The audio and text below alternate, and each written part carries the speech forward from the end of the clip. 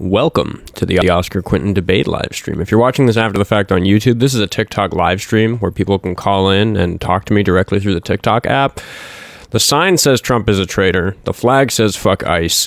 I think maybe you get where I sit on things. But people who disagree with me call in, and it's a pretty good show usually. So welcome along. Early, according to Lacey in the chat. Well, I'm not streaming at my usual time because I still have a job. I am trying to quit that job. Link tree in the bio if you want to help with that. Am I already getting a heart me? Thank you very much. Let me know if the stream is like functioning properly, if it's working. I am running a render in the background, and my computer should be powerful enough to do both. So let me know, because it will help my workflow if I can render while I stream, because I am overwhelmed thoroughly by the amount of work I have to do on the back end on this thing. Anyway, let's get the multi-guest open, and if you're a Trump supporter, you should click the request button and have a conversation with me about whatever you want. I'm not afraid of any topics.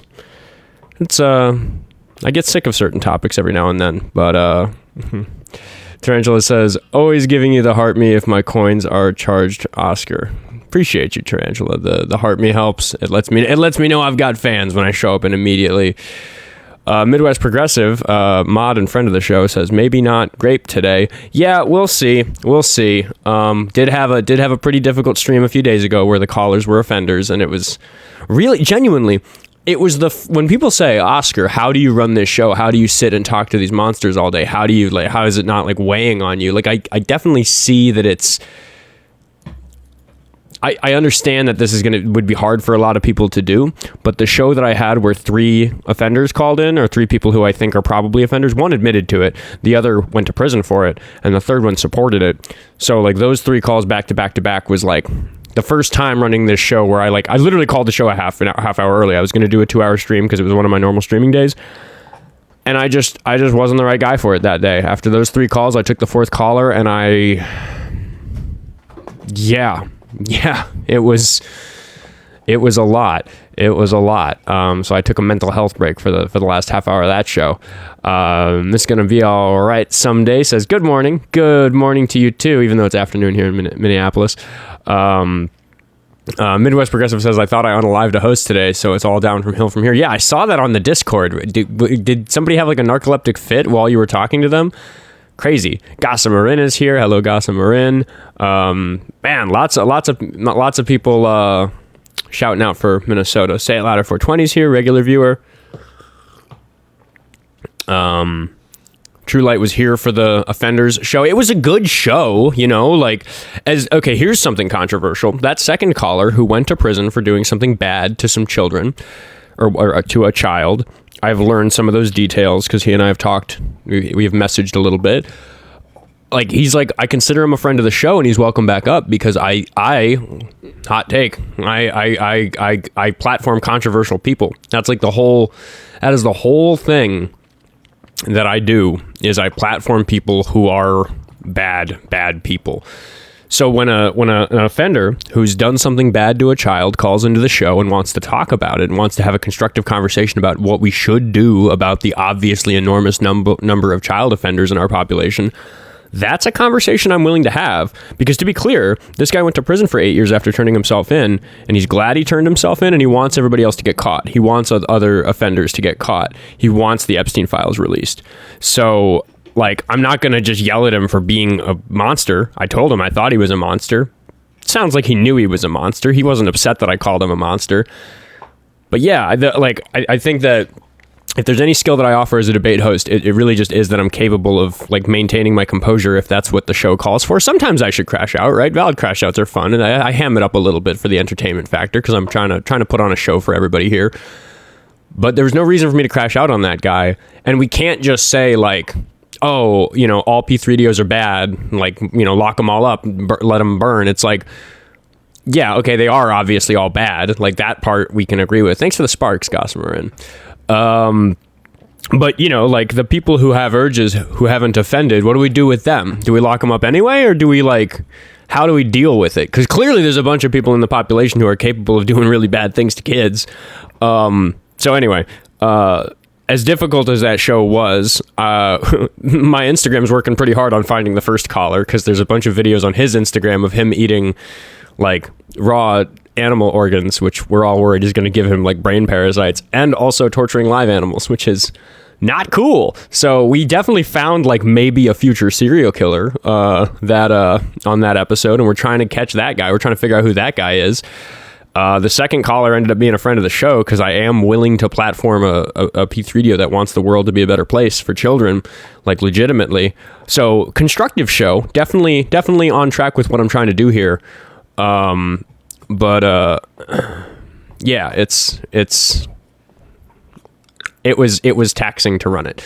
Anyway, we got 60 people watching, which is great for 5 minutes into the show, and I appreciate all the likes rolling in. But I will urge you to keep double tapping on the screen, because it does take new viewership to get callers. Because I have some regular callers who keep calling back in with the same bad arguments. It generally takes somebody not knowing me as a debate host for them to want to call in. Because what happens on this show a lot is that people call in and then they run the moment they realize I know what I'm talking about. They're just kind of surfing for debate hosts who aren't good at it. So we'll see. We'll see how today's goes, especially because this isn't my normal streaming time. I'm normally 10 to 12 Central Standard Time, and I'm starting at almost 1 o'clock because I had work this morning. Know thy enemy mindset, says True Light. Yeah, that's kind of part of it. It's a little bit like when I'm actually sad that like a school pew-pewer gets unalived when the police respond. I actually prefer that we capture them, because like, well, we should interview them, right? Like, we should figure out just what the fuck they were thinking when they went and did that. Kyle Johnson says Massey for president. Hot take, I'd say. I mean, you know, if the idea is like a non-P3DO Republican, I mean, I don't know. Massey still has a pretty nasty political track record. Austin Sailor says, missed you yesterday. Yesterday feels like it was 100 years ago. When did I even stream yesterday? Was it like 5 o'clock p.m., something like that? I've got work this week and next week that are interfering with my normal streaming schedule.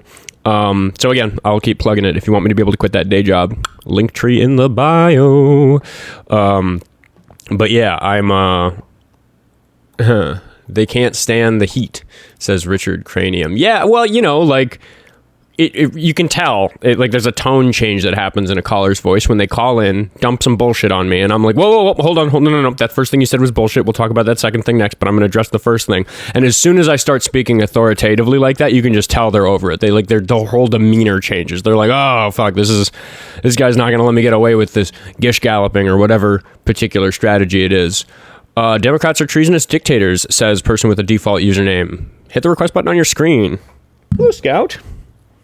Scout has said hello. Everybody give some W's in the chat for my kitty Scout. She always wants attention when I'm live streaming. Yes. She has emerged from her little dungeon under there. Ooh, what's on your head? Did you get dirt? What do you got? Gotta groom the kitty. Maybe this is the kitten stream because nobody's gonna call in. Making me very sad when nobody calls in, you know? Like, I get accused so much of running an echo chamber. There's like literally this person on Instagram who's like, makes like literally multiple videos about me a week. They're like obsessed with me. And I'm literally in their comments like, dude, come on my show, or like we'll do a private call or something. We can record it and post it. Like you spend all this time talking about me. Why don't you want to talk to me? This is one of the people who thinks I'm a woman beater for breaking up the fight that happened at the Whipple. Which is I literally broke up a fight where a woman was getting assaulted, and Republicans are calling me a woman beater for it because the victim was a woman, or where the victim was a Republican. Insanity. But yeah, like this person accuses me constantly of running an echo chamber. It's like the whole structure of this show is that I boot friendly callers and talk to people who like disagree with me. Broken Pringle, there should be a request button on your screen to the right of the comments section, but I can also scroll through and see if I can see you on here and invite you. But the list gets pretty full when there's lots of viewers, so it's a little difficult for me. The mods can also help out with that. Yeah, there you go. You've been invited. So I see one of the mods beat me to it. So you should be able to. People who are saying that there's no request box, it's either that you're not on a phone, because you have to be on a phone, you have to be on the mobile app for it to work, or your guest request privileges have been taken away by TikTok for saying something not cool.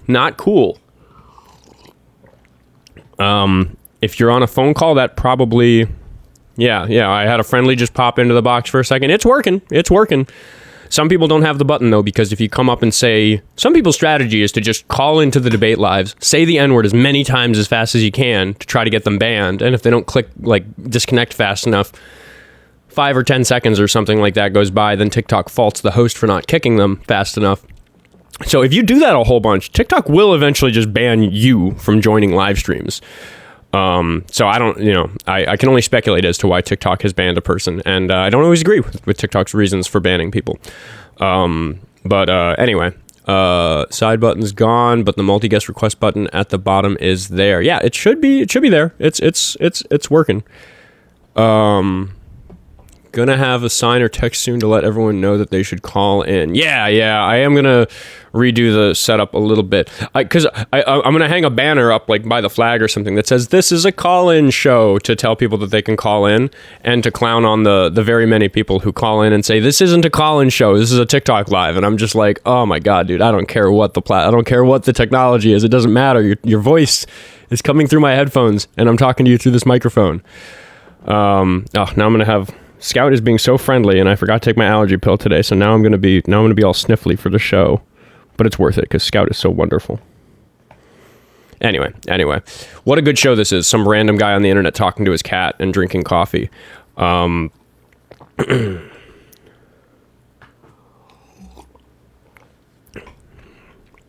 Yeah, Jen's one of the mods in the chat doing the work of making sure everybody knows that this is a call-in show.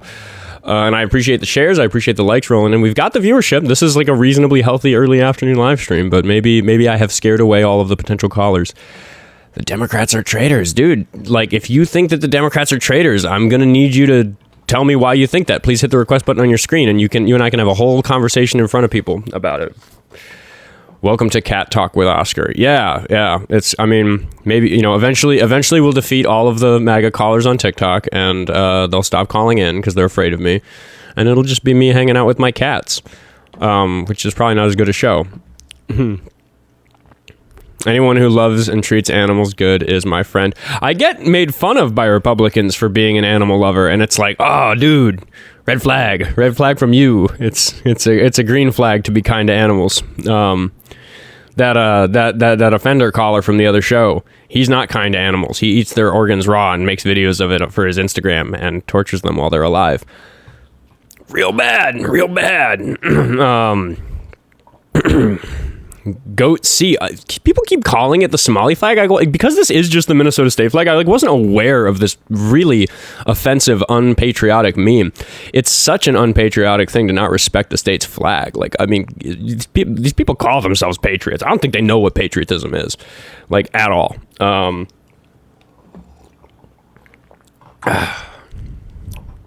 Let's see. Literally taking a bite out of road coal. Yeah, the chat has seen that guy's Instagram videos. They are indeed disturbing. They are indeed very, very disturbing. It's not even the same star, but we love Somalians here. Fuck off to every hater. Yeah, even if it is inspired, which I think it is, it's a similar color scheme and it has a similar white star on it, but it's, again, not the same star. Different number of points, represents different things. We chose the flag that we wanted. There was I got in trouble because I said something that was technically wrong on the stream the other day, which is that we voted on it. We didn't vote in the booth on election day. We had a public poll. It was on the state website or something to vote for the flag design. So not formally the democratic process, but our local officials had a poll on updating the flag. Fuck us, I guess. But yeah, the point stands, right? If you don't like it, get more involved with local politics. If you don't like it, I don't know, man. You either like the system or not. We're going to talk to David. What did it take? 14 minutes to get a caller? Hopefully he can get the show rolling for us. Hopefully he's a Trump supporter, and hopefully he's of age. How old are you? What's up, man? I'm 40. What are you crying about today, buddy? Are you a Trump supporter? Yep. Nobody's crying. What do you want to talk about? Well, first of all, what the fuck are you wearing, buddy? Did your mom dress you this morning? I'm wearing a t-shirt. Did she pick out your outfit after you ate your Pop-Tart and drank your orange juice? It's not going to work on me, dude. I don't care what you think of me. Are we going to talk about politics or not? Yeah, we can, man. But coming from somebody that looks like you and you have no experience and I do, why the fuck would I take your advice, you clown? I don't really like care what you think about my person. I really just like say the things I say, and they either work or they don't. I either make good arguments. Okay, so hold on. Do you agree that experience matters? If I make an argument, my experience does not matter as to whether or not the argument is good. Okay, so how old are you? How old do you think I am? I don't know, man. You're like you look like you're 20, but you got the receding hairline of like a 50-year-old, and then your eyes are just I don't know, bro. How old are you, dude? Just tell me. Is it that hard for you just to tell me how fucking old you are? You're really clowning on the amount of experience I might have. So I'm curious what you actually think. How old do you actually think I am? I don't know, 25 or something. You look young, dude. You look like you didn't move out of your parents' house yet, basically. I'm 30. Yeah, 30 years old dude, your receding hairline is diabolical, bud. What do you drink tap water? Link tree in the bio if you want me to be able to afford finasteride. Well, hold on. This is going to tell me a lot about you, bro. Do you drink tap water? Yeah. I live in a place where the tap water is quite good. Yeah, no wonder why you have a low IQ, bud. I don't think you're drinking tap water, bro. Do you know what's in the tap water? Tell me what's in the tap water. I mean, all kinds of, first of all, I'm a chemist. There's all types of glyphosates. There's bromine. There's rust. I mean, bro, what about the rust you're drinking, dude? Is iron oxide bad for your health in any way? So hold on, dude. Do you know there's chlorine? There's all types of fluoride, bro? No, you're a chemist. Do you understand? No. Let's try to keep it linear. No. I asked a question. You're a chemist. You're so knowledgeable. Drinking iron oxide. Is iron oxide bad for your health? Putting any lead in your body, any type of rust in your body is bad for your body 100%. Well, Don't try to clown me, dude. Are you talking about lead oxides? Because lead oxides are bad for your health, and those are present in your water. Rust? What is rust? Well, I figured we were talking about iron oxide. So, yeah, the pipes coming into your shitty trailer park house is probably metal pipes, right, bud? I live in an apartment building. So, they rust. We use plastic now. But you were talking about lead. I don't think my building has lead pipes. Oh God. Regardless, man, I know you have a low IQ because you simply drink tap water, bro. You're not educated enough to even filter your own water. You could even filter the tap water and you refuse to do that. Dude, you're drinking do you know how much chlorine is in the water? I just live in a place where the tap water is really high quality. Yeah, and you don't make enough money to filter the fucking water, you ding-a-ling. Okay. What is this? Like, why are you on my show? Like, does this feel good? What you're doing? Are you just having fun? Because experience and what you and how you live your life tells me a lot about you, bro. I mean, the way that you're behaving on my show, I think tells people a lot about you. You're 30 years old. I'm 41 years old. I have way more experience than you. I run a company. I served in the military for 5 years. I deployed for 4. So I'm supposed to take your fucking advice, buddy? I don't know. When I have like $300,000 in my bank account. I mean, again, none of this really matters as to whether or not the things I say are accurate. Nothing you say is really accurate, bro. You're just on here simping for old women to send you money, bro. Can you give me an example of something? Can you give me an example of something inaccurate that I've said? Everything, bro. Everything that comes out of your mouth is just one example false. Of something that you know that I've said that's inaccurate. That Trump is a pedophile and all this dumb shit you say, bro. You had no evidence. I actually don't say I don't say that sentence. Trump is a pedophile. What I say is that he's probably a pedophile. You do, bro. Because he's you do. No, I'm really careful about that. I assert that he's a rapist. Oh, you're careful how you say it, though. Yeah. You're careful. We don't have that level of certainty about him being a pedophile. We're just pretty sure he's a pedophile because he's hiding the Epstein files, and it's really difficult to explain all. So hey, bro, your dad's a pedophile. Your dad's a pedophile. So again, you came up with, my dad's dead. I don't really care what you think of him. He's kind of a piece of shit. Then you're a pedophile. I don't happen to be a pedophile, but anyway. So so that's what Trump says, buddy. The example that Trump is saying. The example that you brought up is something that I don't say. Do you have another example? Rules for thee for not. Here's the thing, bro. Anything this guy does, bro. So I just gave you a perfect example. I don't think you're actually familiar with me at all. I don't think you've ever watched my show. I don't think you know what my political positions are. Okay, hold on. Let me give you another scenario then. Let me give you another scenario. Follow down this rabbit hole. Do you have a girlfriend? Okay, so everybody's telling me to kick you. You're because you're scared, bro. Because you're fucking scared You're of just me. not talking All about you guys are politics, scared. dude. Like what is this? I'm giving you a scenario of what you blame Trump for, bro. So do you have a girlfriend, yes or no? I don't have a girlfriend, but it has nothing to do with politics. Like, I'm giving you When's 30 the last more time seconds. you had a girlfriend? I'm going to give you a scenario and put you in Trump's shoes and prove you wrong. I broke up with my girlfriend like 2 months ago. Okay, so hold on. Just please follow me down the rabbit hole, I'll kick him soon, everybody. Just give me a second. Let's just say in 2 years from now, let's just say you don't date anybody else. This is the last girl you dated. Now, 2 years from now, you decide to run for mayor, okay? In your stupid hometown. Mm-hmm. And all of a sudden, she comes out of the woodworks and says, no, Oskar, he raped me. Did you grape her, yes or no? No. So put yourself in Trump's shoes, then, you fucking ding-a-ling. Well, there's all You're this just evidence. so dumb, there's all this there's all this evidence of Trump having raped people. Then why didn't Biden release the evidence, you ding-a-ling? Well, so if you're talking about are we talking about the Epstein files or the fact that he raped Eugene Carroll? Because they're two separate matters. No, hold on, bro. I'm putting you in Trump's shoes, and you can't handle it. You just proved my front point. You said, no, I didn't grape her. That's what you said, right? Yep. Okay, so that is what Trump said about Gene Carroll being a fucking piece of shit liar. Right, and we don't just look at what the accused say. We also look at the rest of the evidence, which, bro, she followed him in a... Yeah, he got auto-kicked for what? And of course my live visibility got restricted. I should have kicked him just a little bit earlier, but we have enough viewers. I'm going to mute this guy who's oh no. Mods always beat me to the mute. I know the mods are freaking out when I get David, like, did he immediately request back? Like, no, dude. Like, it's not.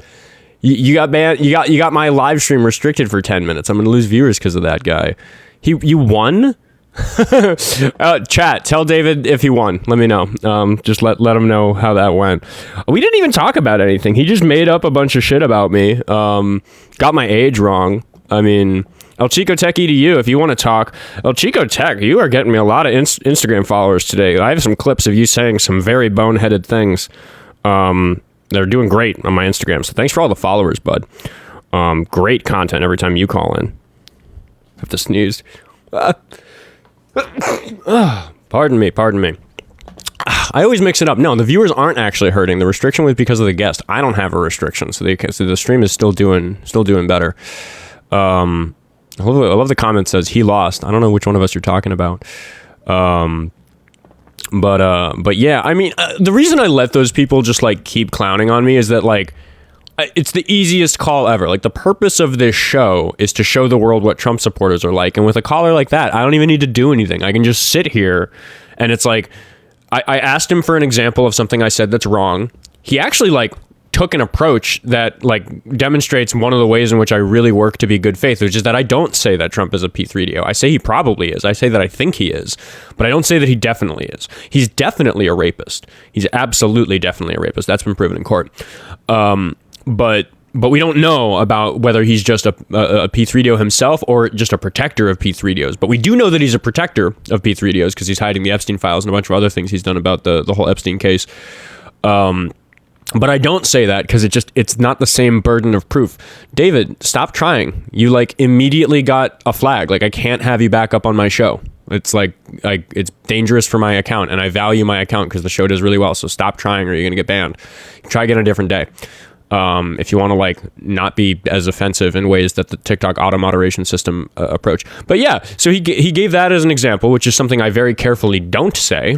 And then when I asked him for an example of something I do say, he couldn't come up with one because he was levying personal attacks against me, not knowing a thing about me, not knowing what I actually talk about. I actually disagree with a lot of the other debate hosts about like how we talk about these issues and exactly the sorts of ways that we say. It's why I don't say that this White House Correspondents' Dinner incident was staged. I don't think it was. I don't think that's an outrageous claim that it was staged, and I just don't see the evidence. I think it's worth talking about the fact that the boy has cried wolf so many times that the townspeople are calling bullshit every time they cry wolf. Like that's important. The fact that the administration can't even be believed about an attempt on the president's life. That stands to reason and that's worth talking about. But I'm not going to sit here and say with certainty that it was staged when I don't actually have that certainty, because it really discredits the certainty with which I say that Donald Trump is a rapist, because I am sure that Donald Trump is a rapist.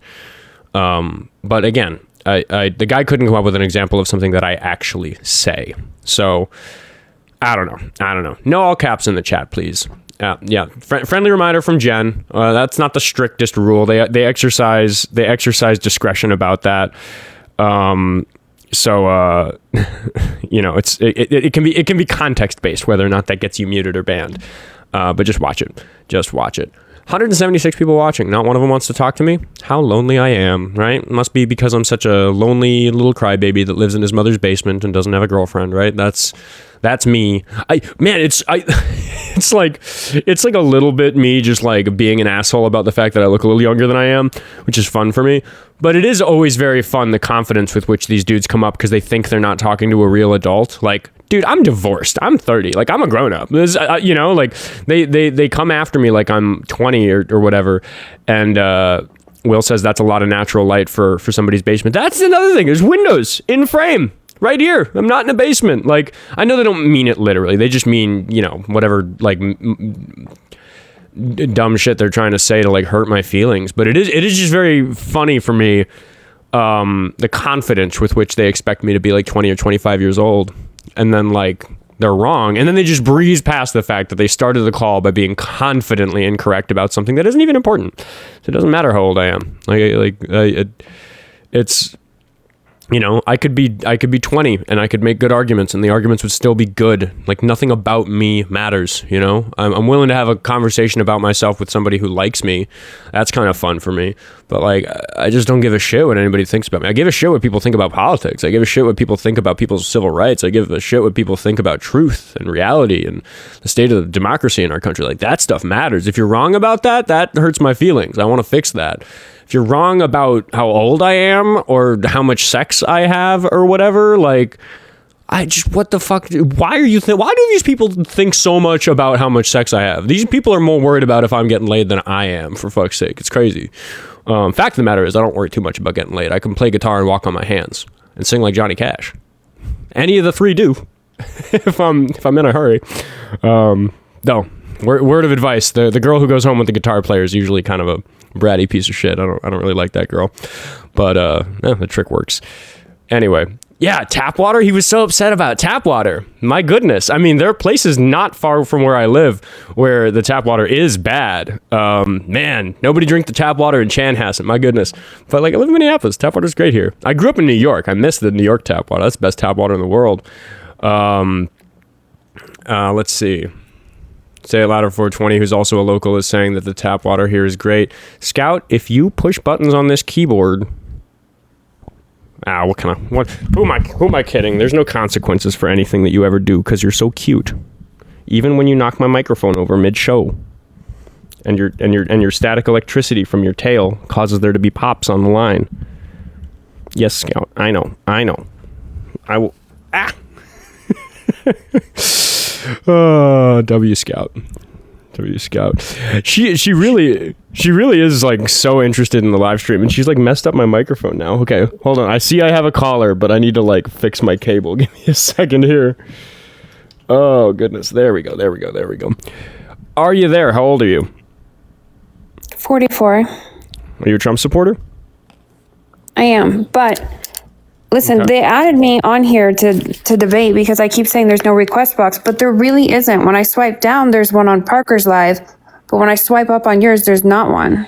You're not the only person who's had that complaint, but whatever it is completely out of my control. It might just be a glitch in the TikTok app because it has been working today. We have had callers. So yeah, when you're debating someone, the request box pops up, but like when you're not, when there's no one there, there's just no box. What I'm saying is that I think that experience is you and maybe a small number of other viewers, but it is visible to most people, and there's really nothing I can do about it. But we do invite people up who want to request, so it's working. We got you here. Well, no, it's working because I keep saying there's no request box. That's why. So your mod added me. I understand that, and I guess all I'm saying is that there's nothing I can do about it. It's not a great use of airtime on the show. I'd like to talk about your political beliefs. I don't really want to debate. I do support Trump, but I just... Why don't you want to debate? I like listening to the debates, But I feel like... Well, I'm not going to bite your head off right away if that's what you're worried about. I really just want to understand. I mean, especially when I talk to women. I'm not, like straightforwardly, breaks my heart a little bit every time the caller is a female voice or, a voice that sorry for assuming your gender, but you are a woman, right? Yes. Yeah, so it's like particularly offensive to me when women support Trump because of his really... Scout just clawed the shit out of my thigh. Oh my goodness. Sorry, cat's bothering me during the show. It really, really hurts my feelings when women support Trump because I just can't square it. It's hard for me to understand. So like I am willing to go easy on you if you're like not in the mood to get your head bit off, but I really do want to understand why somebody who is a victim of the sorts of crimes the man has committed is willing to support him. I'm not sure what my sex has to do with it. Like, I don't understand why you would feel bad for me. It's not that I feel bad for you. It's that I feel bad because of you. I'm sad that female Trump supporters exist. And I wish I understood it, but I don't. So this is your opportunity to help me with that. How could you support a rapist as president? I don't think he's a rapist. You don't believe the jury? Not at all. Why not? Well, because one, it was a civil jury in a very liberal state, and three of the jurors were identified as conservative. Are you familiar with the jury strike process? I mean, I understand what you're saying. Like, I'm a registered Democrat. I voted Republican in the last. I want to make sure you understand years. about the jury strike process. Are you familiar with the jury strike process? Do you know what it is? No. So if you get accused of a crime, the lawyers in your case, and it varies depending on the type of case and the type of the type of trial it is and exactly what the local laws are, but I happen to know what it was in this case, which is that Trump's lawyers got 10 strikes without cause and 10 strikes with cause, which means that when they were selecting jurors, they get to throw 10 of them away with no explanation. They don't have to explain to the judge or the public or anybody. They can just say, we don't like this one. They don't need to give a reason. It can be something horribly biased if they want it to be, is kind of the point there. And then there's 10 that they have to say, here, because of this reason, we have this legal justification not to want them to be on the jury. And this process protects people who are accused of crimes from having a jury that's completely stacked against them, because this concern that you have is real. Like, you don't want to have a jury that's just like so stacked against you that regardless of the facts of the case, you're not going to be, you're not going to get the right result. But the legal system has thought of that. We've been doing court cases in this country since the beginning. Like, it's not a new issue, and that issue has been solved by giving Trump's lawyers those strikes. So because of those strikes, they ended up with a jury that was 9 jurors, and it consisted of 6 that were liberal and 3 that were conservative, which is actually about kind of appropriate for the state makeup in terms of liberals and conservatives, because New York City is very, very liberal, but the state itself is closer to split. So when you say that it was a liberal jury, that happens to be false. Well, it was predominantly liberal. Yeah, and that would matter if it was a simple majority. If it was like 3 versus 6, and the 6 voted that he was guilty, and the 3 said that he wasn't, and it was like a partisan split. But the jury in a trial like this needs to be unanimous. Those 3 conservative jurors were convinced that he was guilty. Right, and so when you say when someone's accused of a crime, wasn't this civil court and not criminal? The statute of limitations had expired on the crime. I think it's a real shame that there's that a lot of jurisdictions have statutes of limitations on sexual crimes. I don't think that we should, because sexual crimes have really bad recidivism rates. People tend not to get better. If you commit sex crimes, your likelihood of committing more sex crimes is enormous, which is why we shouldn't have statute of limitations, in my opinion. The reason we have statute of limitations is because if you robbed a convenience store when you were 19 years old, but you didn't get caught until you're 45 years old, you probably just aren't a person who's going to rob a convenience store again if you haven't done any crimes lately, because those sorts of things go away in people, but sex crimes don't. If you raped somebody when you were 19, odds are at 45 years old, you are still a danger to people. So the last time I looked it up, New York did not have a statute of limitations on rape. At the time that the E. Jean Carroll trial happened, the New York didn't define what he did to her as rape, which is why on that jury verdict form, the jurors unanimously said that he had sexually abused her, not that he'd raped her. They said no to the rape. The reason that people like myself are so comfortable calling Trump a rapist because of this is kind of multifaceted, but it really just comes down to the fact that any sensible person would define forcing your fingers into a person without their permission as rape. And if you do, then what the jury verdict form says is that he raped her, because that's what the jury verdict form says he did. It's just that that wasn't the legal definition in New York at the time. They have since updated it. Most places define rape that way. Most people define rape that way. And I argue that you're not a very good person if you don't define rape that way, because having something put into one of your orifices against your will is fundamentally what rape is. And that's what they were finding him guilty of doing, which is why when she, after the trial, came out and said, Donald Trump raped me, Trump immediately sued her because he said, no, it was sexual abuse, not rape. But the judge that looked at that case threw it out and said, no, yeah, you're right. But for the reasons that I just explained to you on this show, the judge said he did, as a matter of fact, rape her. What the judge said is that it is substantially true that Donald Trump raped E. Jean Carroll, regardless of exactly the particulars of the law in New York at the time that the trial happened. And that's not the only time that's happened. He's sued multiple people for it. And the judges throw the cases away. There was one that was paid out to ABC, or by ABC, because of George Stephanopoulos, who said that he had been found civilly liable of rape, which happens to be false. He wasn't found civilly liable of rape. He was found civilly liable for sexual abuse. But any reasonable person could look at the type of sexual abuse that it was and say, this is rape. The thing you were found guilty of is rape, which is why all the other judges sided against Trump. So, like, as a legal matter, as a legal fact, I get to assert with like that level of it's been proven in court, yes, Donald Trump is a rapist. He's probably a child offender, but I don't have the same certainty because we don't have the court cases. It's all hidden by him, which is very suspicious. But again, that's a different topic. He raped E. Jean Carroll. So I'm sure what you and I both consider reasonable is probably vastly different. Probably, yeah. Yeah. But I am not big on labeling people for things that there's no actual proof of. I'm sorry. Like, I feel like our country... I'm sorry. You just moved... I want you to respond to the things that I just said. I just laid out my whole case. Yeah. I am. So he was not... There's no proof beyond a reasonable doubt. So I'm not going to label someone a rapist unless there's actually concrete evidence. I feel like our nation... I want to talk about I'm actually going to interrupt you because I want to talk about the burden of proof, because you brought us to an interesting place. I accept that that's an acceptable concern for you to have about the things that I just said, because you're right. It is correct that the burden of proof is pretty high for a criminal trial. It's a little bit lower for a civil trial. You're right about that, but there's another level down here where the burden of proof is even lower, where you can be less sure that somebody did something bad and it still counts. And do you know what that level is? No, go ahead. Voting for them for president. Okay. I don't believe he would have been in that civil trial if he wasn't. I want you to answer to whether or not you agree with me that criminal trials are up here, civil trials are down here, but you need even less proof to say, you know what? That guy probably raped E. Jean Carroll. I'm not going to vote for him.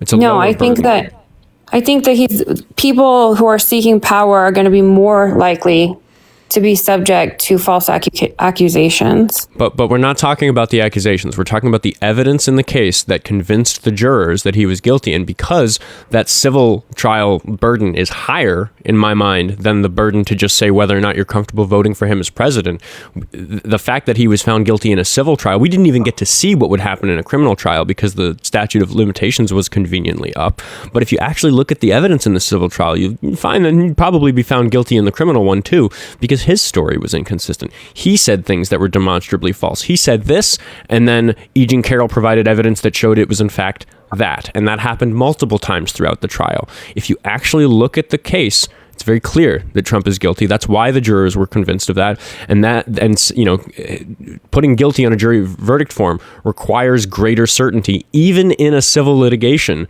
than it does to put somebody's name on your ballot in the ballot box. I will add that Donald Trump was recorded on a hot mic in the Access Hollywood tapes, joking and laughing about doing something to women, which is exactly what E. Jean Carroll said he did to her. He said that he grabs people by the pussy. He says that he doesn't wait. For what? It's unclear. I would argue consent, because that's the only thing you have to wait for before grabbing somebody by their genitals. There's nothing else in the world you need than their consent. So, again, this adds up to enough reasons to not vote for somebody. And I don't understand why it doesn't for you. Because I think it's fake. I think that she is full of it. I think that she is a crazy person. Let me ask you a specific question. She provided a dress that she said that she was wearing during the assault, and it had male DNA on it. The court tested the DNA on the dress and found it to be male DNA that wasn't in the system. Donald Trump's DNA is not in the system. When he was asked by the court to provide it so that they could confirm that it is in fact not his DNA on the dress, he refused. Why? So wouldn't they subpoena that? This is a man. Well, so again, he got out on a technicality. If it was a criminal trial, what's the technicality? If it was a criminal trial, they probably could have subpoenaed him for it. I'm not a lawyer in New York who handles these sorts of cases, so just because the court wasn't able to subpoena him doesn't answer my question, because the question is, why didn't he voluntarily provide it? Because if I were in his shoes, I would say, yeah, here, take my DNA. Clearly not mine on the dress. Definitely check it. Why didn't he do that? I would definitely, in his position, I would definitely not put myself in at any sort of risk of having anyone tamper with anything. What do you mean? Why would not providing your DNA to the court? I don't understand. If someone tampered with that, if someone's like, you know what, I don't like Trump, so yes, this matches. But you could invent that about any proceeding. Oh, like, you know, the dress, maybe it was a made up dress from somewhere else. Like any piece of evidence, you could just point at it and say that could have been tampered with. And you're going to say that when you get backed into a corner about this stuff, which is what's happening in this conversation right now. He's notoriously hated. So there's nobody in his position that has existed before. So many people. Do you think that the court would lie and say that it was his DNA when it wasn't? I'm sure at some level of the processing, yes. I do think that's reasonable. Then how do you believe in anything if you think it's like you coming on here right now and saying that he's a rapist. There was no criminal trial. He's not a convicted rapist. No, that's just not true. You're moving back to stuff we covered previously. I explained very clearly to you how he was found guilty in a civil litigation of doing a thing that any reasonable person would call rape. We already went through all of that. But again, I think she's lying. I'm not going to let you out of this line. Yeah, right. But she's trying to prove it. She says, look, here's this dress. It has his DNA on it. Why isn't he willing to provide his DNA to prove that it isn't? Because so many people don't want to even see him breathing. What does that have to do with him not being willing to prove that it isn't his DNA on the dress? Because at any line in handling that DNA, someone could have said, oh, this is it for Trump. Okay, yeah, I'm going to just alter this right now. But you can say that about literally anything. So, for example, the 34 felonies that he's also found guilty of, those were criminal convictions, by the way. He's guilty of 34 felonies. The man is a felon. He's not allowed to own a firearm, but for some reason we gave him the United States military. Where in the legal process there do you think that somebody just made up some evidence and it must all be bullshit? So I don't want to pivot, but I just don't feel. But what I'm addressing with you, the reason I pivoted to a different topic is because what I'm detecting here is that no matter how far down the rabbit hole we go looking at this evidence, you will just get to the point where there's nothing more for you to say, and you'll say, "Oh, it just must have been made up by somebody who is corrupt, working in the court or whatever." So I'm very big on if we're going to accuse someone of something, there needs to be proof. Right. There was a shitload of proof. I've described some, but not all of it in this call, and you're doubting it. There's no concrete proof. There's concrete proof on that dress. There's DNA that Trump is refusing to provide the evidence that would show that it isn't his DNA. And so does that DNA match his? We asked him for his DNA to say, hey, Trump, we'd like to know if this DNA matches yours. And an innocent man would have said, sure, here's my DNA. Please show the world that it's not my DNA on that dress. But he refused to offer it. That's suspicious. That's further circumstantial evidence that he's guilty. So our country literally fought against accusing or calling people certain things when there's no proof, right? So way back in the day, we like to say that black people were criminals, and they're not. E. Jean Carroll said it's there needs to be proof. E. Jean Carroll said it's your DNA on this dress. Trump said, no, it isn't. The court said, prove it, and he refused. Why did he refuse? I'm telling you why I would have refused. I can't tell you what's in his brain. I'm asking you to try to speculate as to what was in his brain, because I cannot wrap my head around the fact. Some people might say, why would I give the court to my DNA because of some, accusation? Like, I have privacy. I have the right not to give the court. This is a man who's never going to drive a car again because he was already the president. This is a man who doesn't... You give up that type of expectation of privacy when you become a politician. A politician is a public servant. It's somebody who's giving their life to the country that they love to do what's right for it. So I just don't accept that he, as president, would refuse to clear his own name in this case. Even him refusing that, if he refused on principle because he had the right to, that for me is enough of a reason not to vote for him as president, because I vote for presidents who, when asked, is this your DNA on the rape victim's dress, say, here's my DNA, check. It certainly isn't. But if they do something other than that, there's one of the lines, right? Don't cross that line. I won't vote for you for president if you do that sort of thing. So I'm asking you, why are you okay with a president? I wouldn't trust them either. Trust who? I would not trust anyone in that situation with my DNA. I mean, again, I don't know how else to explain that. It's a liberal state. It's a mostly liberal jury. There's a ton of people who want to see him not even breathing anymore. I would be just as cautious as he is.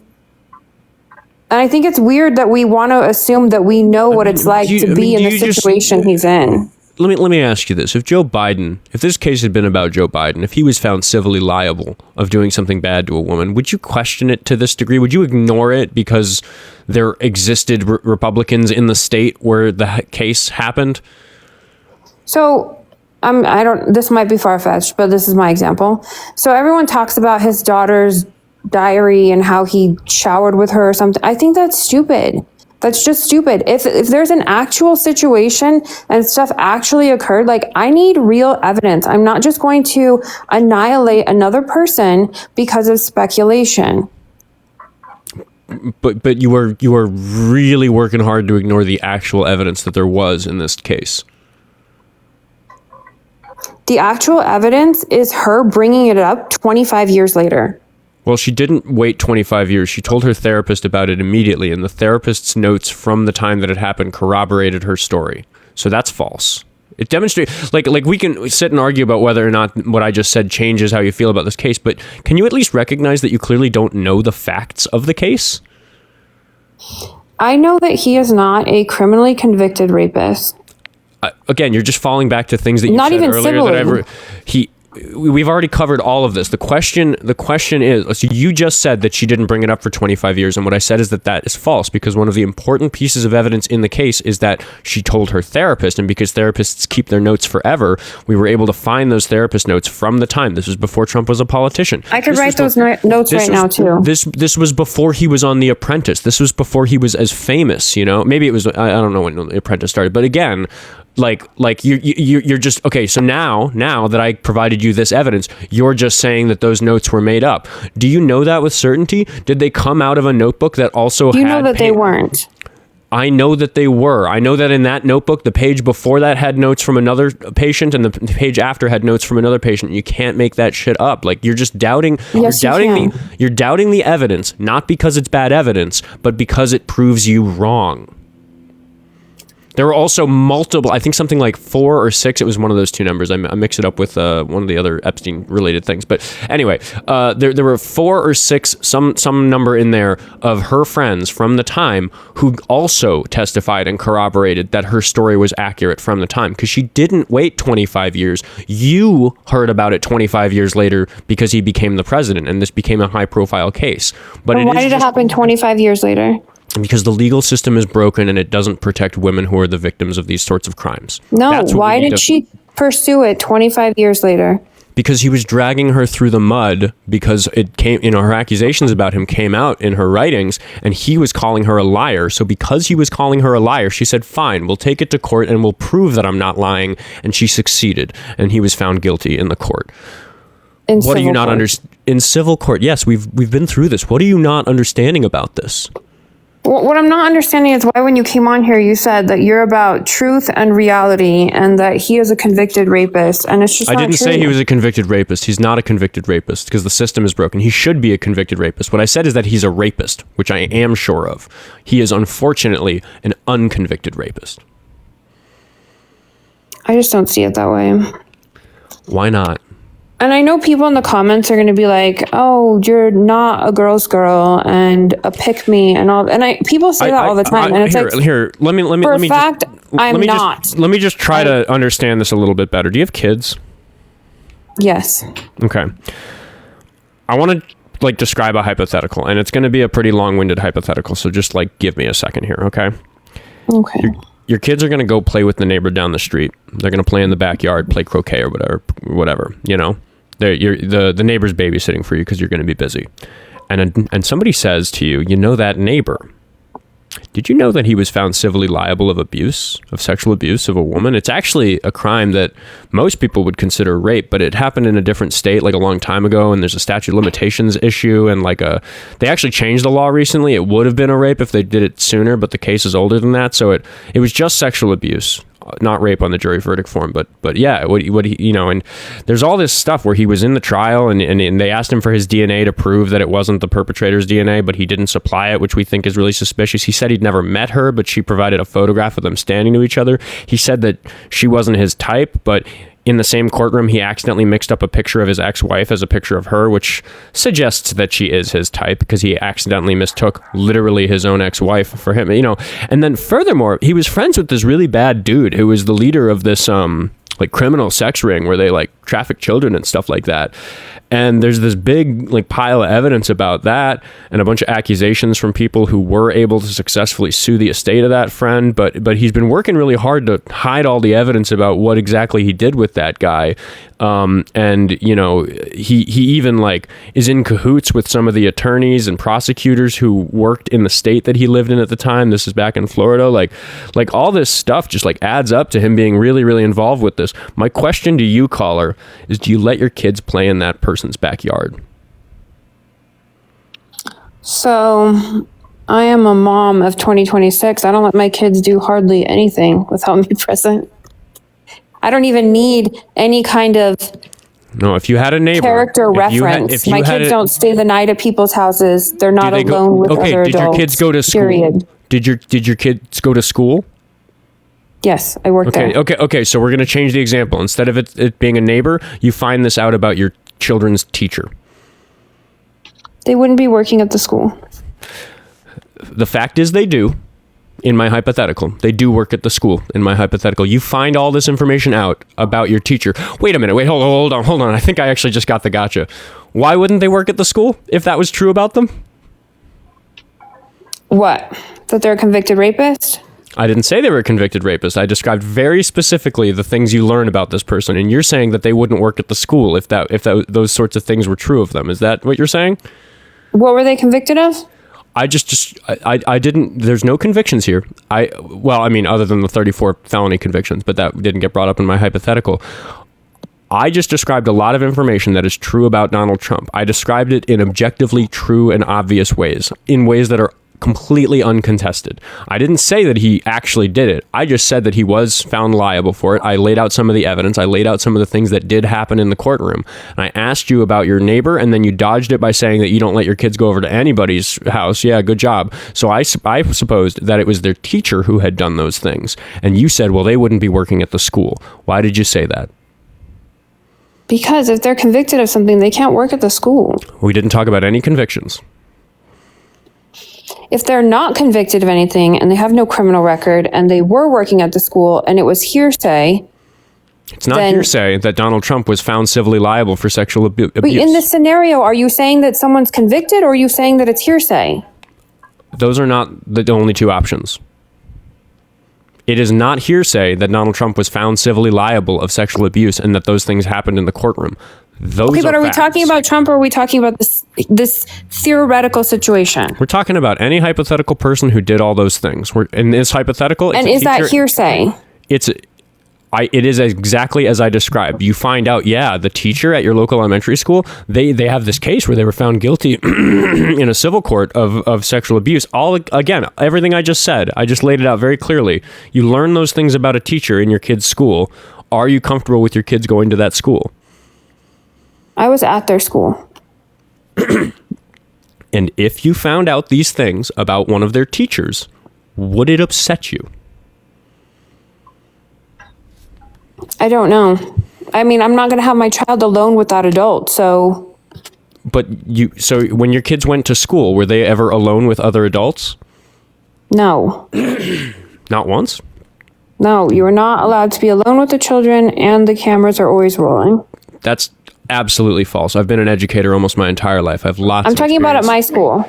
I have lots of experience teaching in multiple schools. And no, that's not true. There are not cameras in the classroom in almost every school. Did they go to a private school? Because I don't know of a public school district that allows that. I think you're making up things to get out of the corner I've put you in.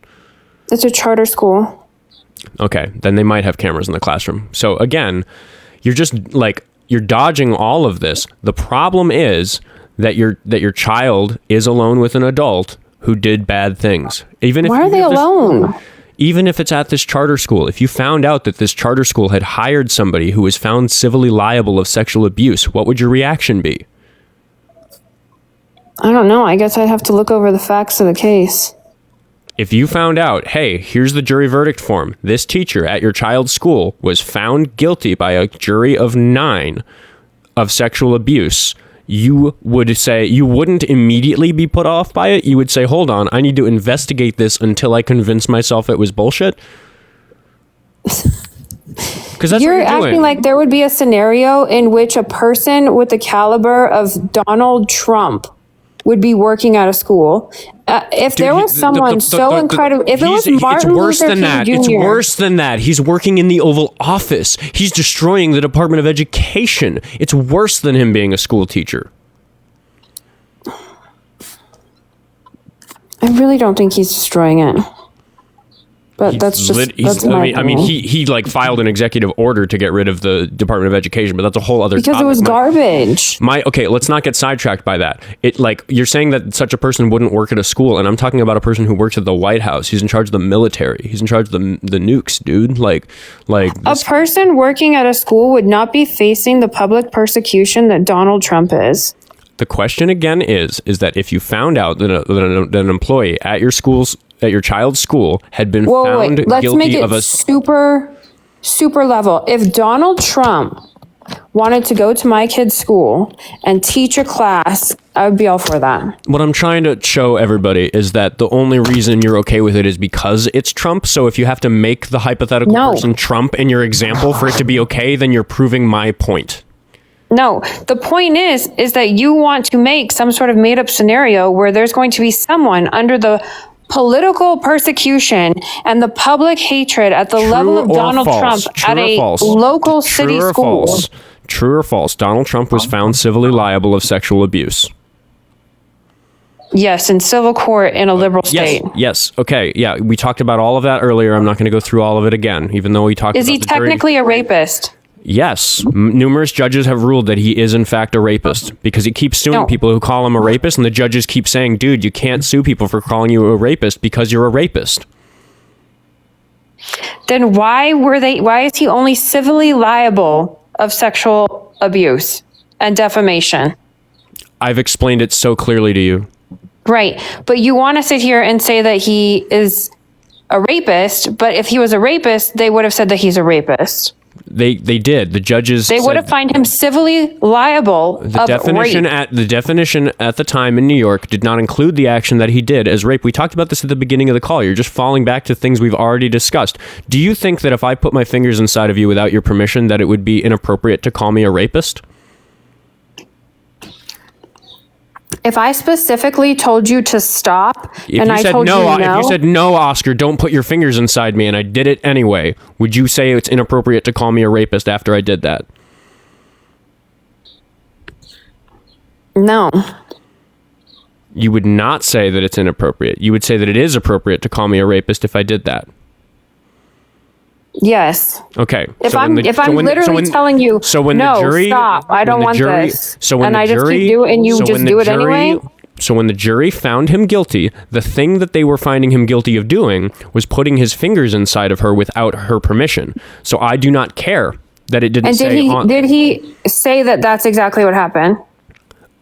Why is your burden of proof whether or not the accused said they did it? Because here's the thing. Trump has to come out and say he did it for you to believe him? Against false accusations. We literally spent decades fighting against false accusations. There needs to be proof, and the proof cannot be one woman saying, I don't like him, therefore I'm going to accuse him of rape. You're avoiding the questions I'm asking you, which is, so you keep saying that it wasn't rape, it was sexual abuse, but you recognize that, like, wouldn't you be upset if I put my fingers in you without your permission and you're like, oh my God, this guy raped me, and then you went to court and the court was like, sorry, in the place that you live, in the time when this happened, technically according to the law. Did Donald Trump say that he put his fingers inside of her and she told him to stop and he kept doing it? Why are you asking me that question?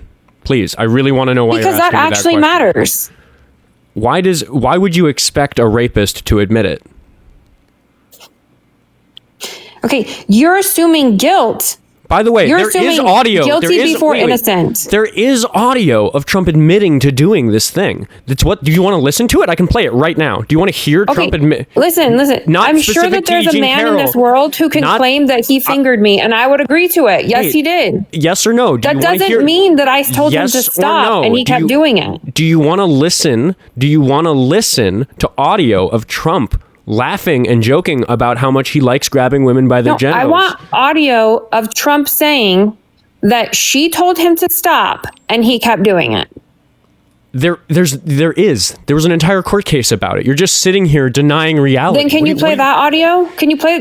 Don't play some nonsense that you just want to blast to your listeners. Play audio of him saying she told him and he kept doing it. I'm going to instruct you to listen to the 9-minute interview that she did with Anderson Cooper. I'm not going to play it again on my show. I don't care about Anderson Cooper. I want to hear Trump. I don't care about Jean E. Carroll and her 5 trillion accusations against men. I've gotten you so cornered that you're literally telling me the only thing that would make you believe that Donald Trump is a rapist is if Donald Trump himself admitted to raping her. And then I'm saying that I have audio of him. Or actual proof. So do you want to listen to audio of Trump describing how he likes doing exactly what E. Jean Carroll described him doing to her? Because I do have that. No, do you have her saying that she was flirting with him and drug him back to a dressing room? You keep changing the question every time I say, yes, I have audio, I'll play it for you. Do you want to hear Donald Trump's voice of him joking and laughing jovially about how he grabs women by the pussy? If you want to play the grab her by the pussy sound clip for the 8 millionth time, like the entire nation hasn't heard it about 3 billion times because that is your freaking end all be all of everything, then sir, please go ahead. No, Nancy. No, this was. And I've heard it. Your listeners have heard it. Everyone's heard it. Sorry, I think I'm having a tech issue. Were you able to hear it just now? It wasn't coming through, was it?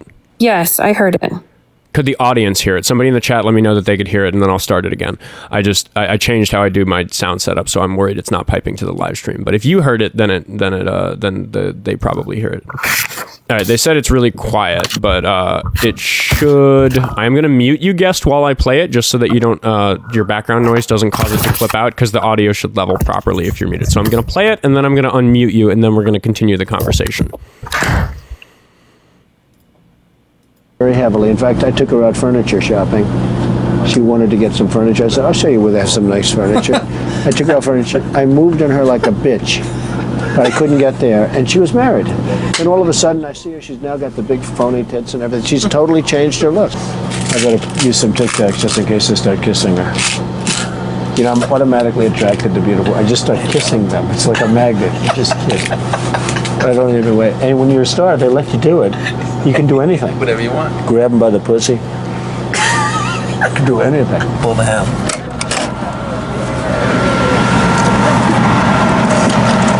Hello, how are you? Hi. Sorry, I was also muted for the same reason. I've sent you an invite to unmute. Sorry for the dead air, everybody. Big Sis Talks, please. Please unmute yourself. Are you still there?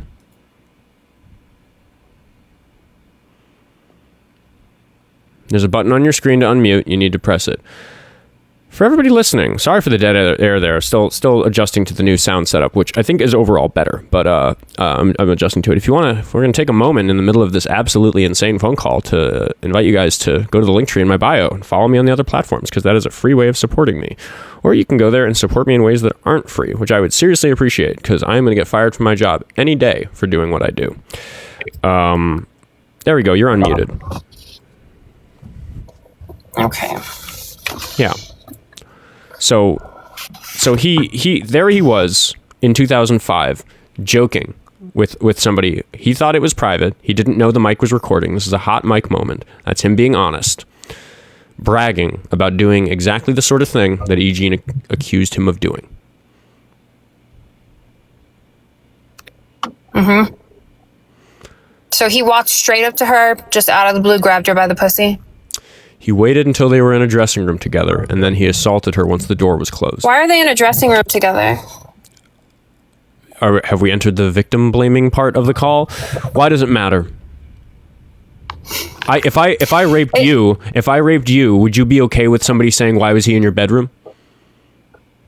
He didn't rape her. Yes, he did. It's like you want me to agree to something that I'm not signing off on. Again, but the question, why was he in there? There's always another question to ask. What type of shoes was he wearing? What day of the week was it? Where were they? Why wasn't there somebody else there? Why was he in there? Like, when are we going to actually hold women accountable for the situations that they are in, and then all of a sudden they decide that they don't want to do it? I actually really want to pursue this line of questioning. You're saying, when are we going to hold women accountable? And you're saying, why was he in there? So again, let's hypothetically, if I was a rapist, like, you might invite me into your home if I was like a plumber, or you might let me care for your kids if I was a child care provider. Like, there might be reasons for me to be in the same space as you. Is it your fault if I rape you because you let me into the room? No. Then it is not relevant that E. Jean Carroll let him into that dressing room. It is relevant. In that 9-minute Anderson Cooper interview that I did, listen, in that 9-minute interview. When do I get to talk? After I'm done speaking. You've said plenty. I'm not silencing you. I'm just keeping the conversation on track. In that 9-minute Anderson Cooper interview, she talks about how she deeply regrets letting him in there. Oh my God, what was I thinking, letting this strange man into the dressing room with me? Because it went badly for her. She got raped. She has regret about that. But you're saying that it's her fault for him being in the room, even though you know it wouldn't be your fault for me being in the room if I raped you. Your standards are different because he's Trump. That's what the topic of the call is fundamentally. No, it's because I've literally heard women say, I'm going to try and get a man fired. I'm going to do this. I'm going to do that. Just say he raped you. Like, I've heard the most horrific things from other females. And then after having children and then realizing that these terrible people exist, like, it happens all of the time. And when are we going to act? Like, women can literally just say, you know what? I'm not happy that happened. You abandoned. You have it. My friend Yavatox is going to come on in a second, but I do just want to point out before I give her the floor that I asked you a very specific thing about why you thought it was relevant that she had let him into the dressing room. Because in the example where because it's relevant. No, but you said that it would be victim blaming if you'd let me into the room. But why is it not victim blaming to blame E. Jean Carroll for letting You're Trump coming in there to work on my plumbing. She's making out with him. She's asking him to go change in front of her. That doesn't mean he can rape her. Okay.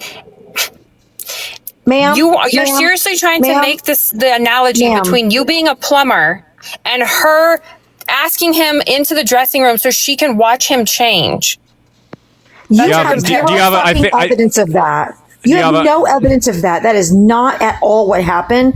And you are so absolutely fucking disgusting. And you should be ashamed of yourself. And your children are not safe in your care. And number two, I just need to tell you one other thing, ma'am, that even if I said yes, and I was halfway into it, I was making out with somebody and he was just about to put it in. And I said, you know what? I changed my mind. He no longer has fucking consent.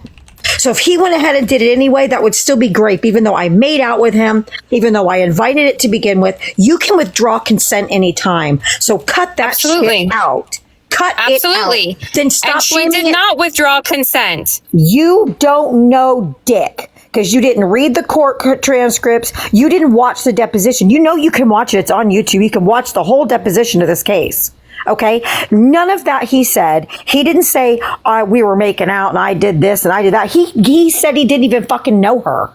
So you cut that out. You are victim blaming, and that's disgusting. 1 in 2 women in this country will experience sexual violence in their lifetime. 1 in 5 women have had attempted or completed rape. So shut your fucking mouth. You're making shit up to justify your shitty ass position. And shame on you. How absolutely disgusting. This is absolutely vile that you would do this. And you know what? I was raped at 14. I am 53 years old now. I never fucking told anybody because of people like you. You just told the entire world. But I guarantee you that if that motherfucker ran for president or some other office, I damn sure would. And you don't even know what caused this case to happen. If she wrote a book, she didn't even reference his name. She didn't say who he was. He outed himself by calling her a liar. And when she sued for defamation, the judge said, in order to prove defamation, you also have to prove the sexual assault happened. That's not what she even went for him for. She was not going after him for money for the essay. She wasn't even going to bring the essay into it. But the judge said she had to prove the essay in order to prove the defamation. So that's why she had to bring the essay into it. Otherwise, it wasn't part of her case.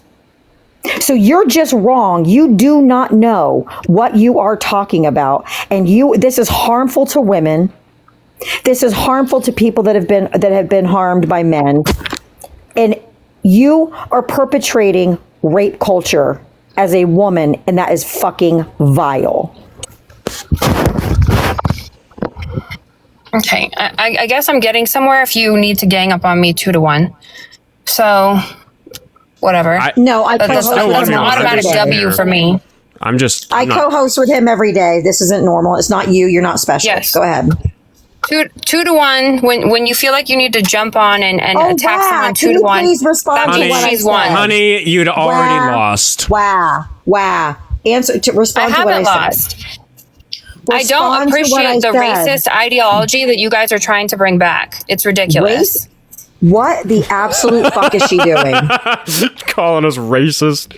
This country quite literally fought against this ideology because we used to use it in a racist manner, and now you're going to use it against men. Shut your pie hole up. Use it against men. Yes, statistically, men are the ones who perpetrate rape and harm to women. Yes, that's statistically accurate. That's not racist, you imbecile. Is your neck broke? You pivoted harder than Ross Geller. So could you just tell me and respond to anything that I said prior? My God. Is she still muted? And don't let her lie to you that she's a fucking registered Democrat. She's been a Democrat for 15 years. Nobody goes from believing in human rights, women's rights, voting rights, rights for everyone, humanity, and being a fucking Trumper. She's full of absolute dog shit. I have been, but the Democratic Party no longer even resembles the Democratic Party I registered for at 18. Yeah, blah, blah, blah. I know the next word out of your mouth is going to be transgender, blah, blah, blah. Don't even go there. So the reason why is because you're just a bitch. Oh, okay. Name calling. That's another sign I won. Thanks. I mean, again, I'll take that as a W-2. 2 people and name calling. I do a thing on this show where I really give a person an opportunity to avoid name calling by giving them a chance to show us that they aren't a complete piece of garbage. You failed that particular All you've done is interrupt me.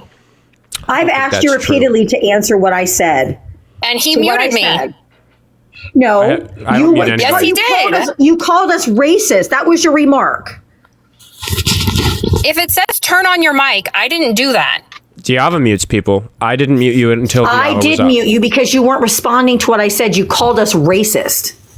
Okay, so you're going to mute me in my attempt to respond? Oh my God, just stop whining and answer then. Okay, our country fought against this ideology because we used to use it in a racist, systemic manner. Non-responsive to what I said. Oh my God, stop talking and stop interrupting me. No, you're not responding to what I said. To be racist against black men, I am not going to sign off to now say that all men, if some chick doesn't like them, gets to accuse them of rape. You're not responding to what I said. You're not responding. You're reacting with your amygdala because you've been cornered multiple times today by Oskar. And I don't let you wiggle out like a little fucking coward like he would. I'm not nice. Oscar's nice. Okay, great. We have a bad bitch. Self-proclaimed. Got it. However, I'm responding to you about how this ideology matches the racist ideology that this country used to have. This is not ideology, ma'am. It's statistics. You can't just say someone is something and therefore it's guilty until proven innocent. It is innocent until proven guilty. It was proven, though. He was found guilty. What the fuck are you talking about? We went through all this at the beginning, and you forgot it because you have the mind of a goldfish. I'm sorry so you that you think guilt exists in criminal court. That's not something. That's not a term for civil court. It's criminal. Do we need to look at the jury? Do we need to look at the jury verdict form? It says the word guilty on it. Liable is guilty. He's liable. Guilty, according to the jury verdict form. Is guilty. Guilty, which means responsible for. Where did you go to law school, ma'am? It literally, do you work in law? You keep barking the word liable at us, but it literally says guilty on the jury verdict form. Do you believe me when I tell you that? Editing Oscar. Big L for the host here. It does not say guilty on that jury verdict form. I don't know what I mixed it up with. I think I had a call a long time ago where a woman was totally convinced that Trump wasn't a felon, and we had to look at the jury verdict form where it said guilty, and I just totally inserted that into my understanding of this case by accident. On this particular occasion, big enough oopsie that I didn't feel like just putting it in the description. I'm punching this video in for the VOD. So she missed it. She had an opportunity for a W, but I'm going to serve that W to her here after the fact in the VOD. Lady, you got one thing right. You're still a traitor to your gender. I'm literally a paralegal. Do we need to? Yeah, Diava happens to have some law experience. But again, straightforwardly, yes or no? Do you believe me when I tell you that the jury verdict form says the word guilty on it? I believe that he was not proven. Yes or no? Nobody gives a shit what you believe. I'm asking you about a piece of paper and whether or not the piece of paper says the word guilty on it. The jury verdict form. I do not think he's guilty of a crime. Do you believe that it says guilty on the jury verdict form? Court. Oh my fucking God. She's dumber than a box of rocks. She's just avoiding the question by saying that she thinks that the jury was wrong, but that's not what I'm asking. You're saying that it's I thought y'all thought dumb was a derogatory term. No, not anymore. Not when it comes to MAGA. Sorry, you guys are dumb. Just dumb. We know how you like to change definitions whenever they fit you. I know. She's going to hit transgender any minute now. I'm just waiting. Go ahead. Just go ahead. Another pivot, Ross Geller. Why are we hitting transgender? Why are you pivoting? Go ahead, Ross. Pivot some more. Your new name is Ross Geller because Who's pivoting? Ma'am. You just brought up trans people. I never said anything about trans people. You guys like to change definitions. We already know where this is going, ma'am. We do this for a living. I don't just co-host with Oskar. I run my own lives every single day, 7 days a week that I have for 2 years. Because you guys, it always ends up with that. The Democrat Party went so far left, I can't be a Democrat anymore because they say men can get pregnant now and they can play in sports. We hear it every fucking day. I've been doing this for 2 years, 7 days a week. Don't tell me. I've talked to hundreds, if not thousands of you Trump supporters, and you all are the same fucking way. So that's why I know where it's going to end up. That's funny, because I think y'all digressed on the border. It had nothing to do with trans. Sure. But thank you. Sure. Thank you for assuming what I think. Sure. I'm glad to see that I have gotten an emotional response from you. Okay. And can I just come on Oskar, here and say that you're a victim? Because will you give me? Love to do that. Yeah, sure. Could you please tell me, Oskar, if you'll give me just a touch of leeway? Another pivot, Ross. Good job. But I will address it. Can you tell me what border policy we're under right now? And if you don't know, you can just say you don't know, and I'll be happy to tell you. But I'm just asking if you know. Why don't you go after your rapist? I'm asking you, what is the border policy that we're under right now? You brought immigration, so I'm going to touch on it for just a moment because it's an important point to make. No, that's Ross activity. Why don't you go after your rapist? Okay. If you're so concerned about women, There's no fucking way I'm going to allow her to shame me and victim blame me. And she can fucking go straight to hell. Well, she's going there anyway, because I'm sure she professes to be a Christian, and God's going to be like, I don't know who this bitch is. But anyway, do you know what border policy we're under?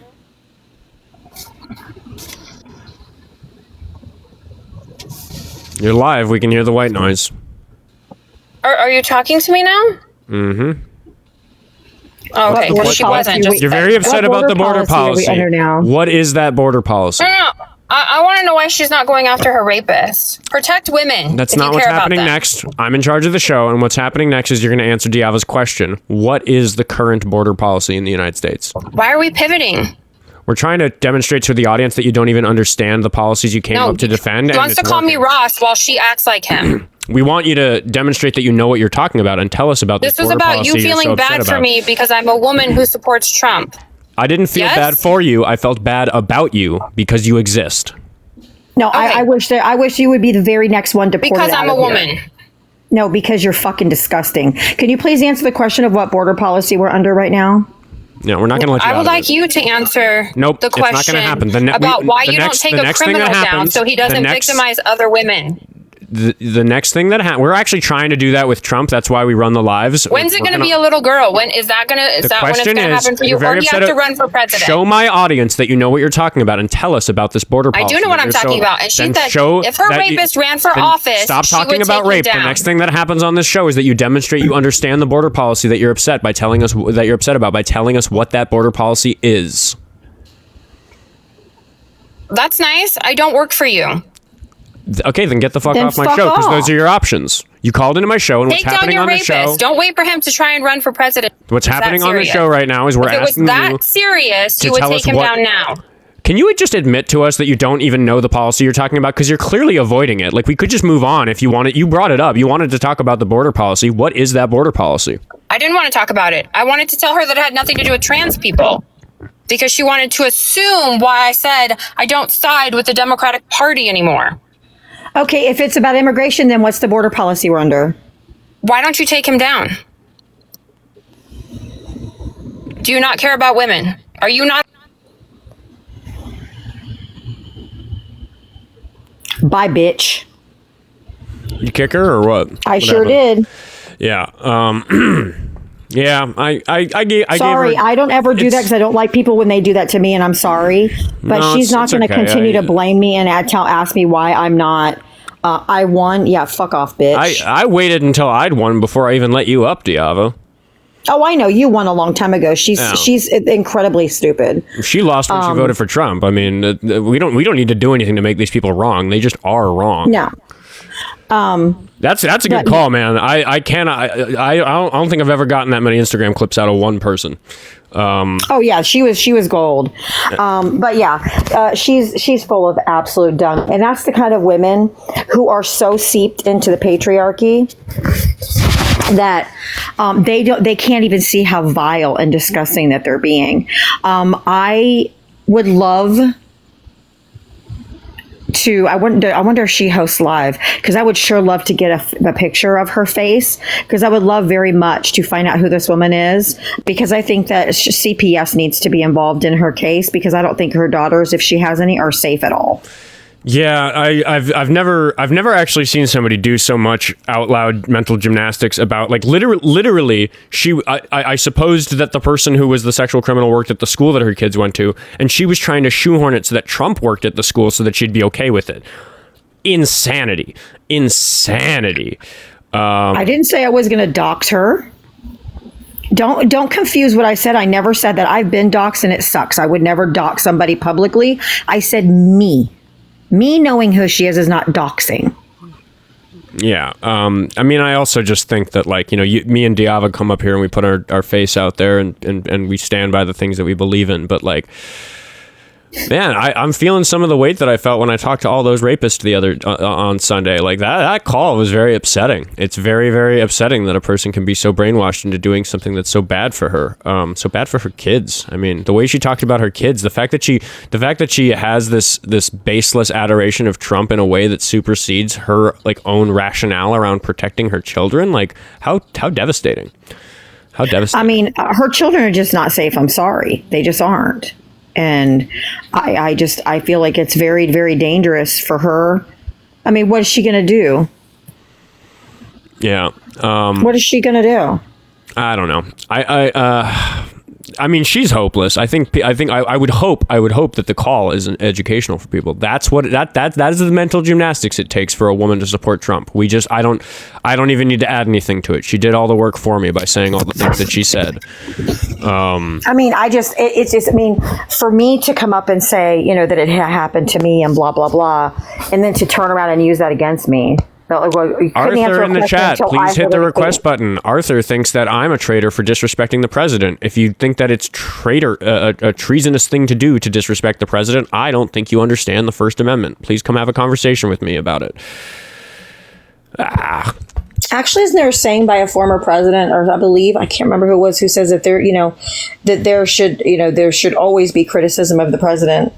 Like, you should not just always blindly follow or agree with everything that they do. It's healthy too. Yeah, blindly following your president is actually a pretty specifically un-American thing to do. That's actually called a cult leader. All right, Diab, I've got another call, so I'll let you go for now. Yeah, drop me down. Thank you, honey. Bye. Thanks for coming up. We're going to talk to, it's funny, my brain can never remember which problematic guest it is, but we're going to talk to a problematic guest, BarkerGuy. And he's going to remind me how old what he happened is. to Diaba? How old are you, BarkerGuy? 29. She's on at 3 o'clock Eastern Standard Time. If you want to get yelled at by Diava, you know how to. What do you want to talk to me about? Can you just bring her back up? I want to talk to both of you. Why? Because it's fun. She's here. She's listening. What is it? So... 4 p.m. Eastern. I mixed up the time zones. It's 3 p.m. Central, 4 p.m. Eastern. Sorry. Why are you here, BarkerGuy? Did you criticize Biden when we had 9% inflation, $5 gas, the terrible withdrawal from Afghanistan, forcing people to get vaccinations? Do you want me to answer to these things? Because I didn't criticize him for any of those things, and I have good reasons for why. Yeah, but yeah, because we had really bad inflation as a result of some of the things that we did to get through the COVID-19 pandemic. We actually recovered a lot faster than some of our other developed neighbors on the world stage, and we knew when we were doing those. Like Japan. We knew when we sent the stimulus checks. We knew that I don't know how Japan in particular fared, but yeah, they didn't have record inflation. Okay, dude, you can. Every country's different. I'm just saying that we did on the world stage compared to everybody else. We were among the countries that did a good job, and one of the ways that we knew we were going to pay for it is by having a 9% inflation's a good job. Yes, if you're getting your country out. Dude, I'm literally in the middle of explaining that, and you're interrupting me. Are we? Is this call gonna work or not? Can you listen? I have an answer for the questions you're asking me. But yes or no? Are you gonna function in this conversation? Is it gonna be linear? Go ahead. Okay. When a really terrible thing happens, like a pandemic where people are getting sick and dying, the government has to do some seriously drastic things to get people through it. You might do something so insane as send a 4-digit check to every person just so they can pay their rent, just get through it. And when you do those sorts of things, you increase the money supply, which is the way an economist would talk about it. And one of the side effects of increasing the money supply in that way is that you increase inflation. Another thing that happens is the global supply chain gets clogged up by people buying large things to do more outdoor activities because of COVID. There's a whole bunch of other stuff that influenced inflation, and we knew that was going to happen. Like the spending? Yes. Yeah, we increased spending in certain areas to help us get through the pandemic. So we knew that there was going to be really bad inflation because of it. So that's why Biden immediately got to work writing policies that would help get us out of that bad situation. We took the sacrifice of the bad inflation so that people didn't get evicted during COVID. Then the inflation came, and Biden fixed that with the infrastructure bill and other things that increased government spending. And what exactly in the infrastructure bill solved inflation? It stimulated the economy by creating work for people to do, which gives people spending power, which makes it so that people need to compete more on prices. Again, if you understood basic economics, you'd understand this is the pretty straightforward approach to this type of situation. So sending money to Ukraine, that was Stimulating the economy? No, that was done for a different reason. It has nothing to do with anything. That was part of the bill. You just okay. Yes, more than one thing's happened in the bill. That was part of the bill. So. Yes, but we didn't send money to Ukraine in order to help inflation. We did it for other reasons. And you bringing that up? Why is it? Stop why is it interrupting me while I'm answering your questions. You're not. Why was it in the bill? You're not, for reasons that I'm unwilling to discuss with you, because they are nothing to do with the topic that we're discussing, which is the inflation rate that happened under Biden during the pandemic. That I am explaining clearly that you are refusing to respond to. Actually, I just asked you a question. How is that stimulating the economy, sending billions to Ukraine? We didn't send money to Ukraine to stimulate the economy. Was a major part of the bill that you just brought up. No, because by dollar amount, it wasn't. It was a small part of the bill. $200 billion, that's a small amount. Relative to what else was in that bill, yes. Mm-hmm. Yeah, and again, how much have we spent on the Iran war that you guys keep complaining about? Why are you bringing up Iran? Yes or no? Biden intentionally increased inflation to stop people from being evicted, and then fixed it with infrastructure bills and those sorts of things after the fact. That's what we're talking about. So you didn't criticize Biden at all on inflation? I'm explaining to you that I think. What about $5 gas? Did you criticize him for that? Because I'm sure you complain about the answer. I'm sure you complain about the gas prices right now. We're talking about the inflation. I explained why I'm not mad at Biden about that inflation rate, and you're not responding to my response. I listened to you. Now I'm moving on to the second point I made. Okay, which was the gas prices. Do me a favor. Prove to my audience that you were listening, and just really quick, give me a concise description of what my reasoning for not being mad at Biden about the inflation was. What did I say? If you were listening, you said all of the other countries had inflation. It was a global pandemic. Which is not true. Japan did not receive I didn't say all. Rate. I didn't say that. What did I say? You said he spent money, which stimulated the economy, which actually was the cause of the inflation. So that's false. That's not true. It is true. No, it isn't. It's also not what I said. It is what you said. Well, I did say that he increased government spending through some of those bills, which helps stimulate the economy, is good for inflation, which is like an obvious economic fact that has nothing to do with the particular circumstances of Biden's administration. So Trump was president during the pandemic, right? At the beginning of it, yeah. The main part of it, right? No. Yes, he was. When COVID was at its peak, when it was the most dangerous. I wouldn't say that's the main part of it. No, that was when Trump was president. Yes, and the inflation comes later. It takes a while for inflation to hit when you have the sorts of things that cause inflation, like the when you start spending like Biden did. Yes, you're right. You're just what aren't you understanding about my position? Your position's wrong. That's what I'm not understanding. Inflation lags behind everything else. It takes years for inflation to fall into effect. We're seeing inflation tick up in a way that like right now, inflation is increasing really quickly because it's unusual. Yes, due to the war.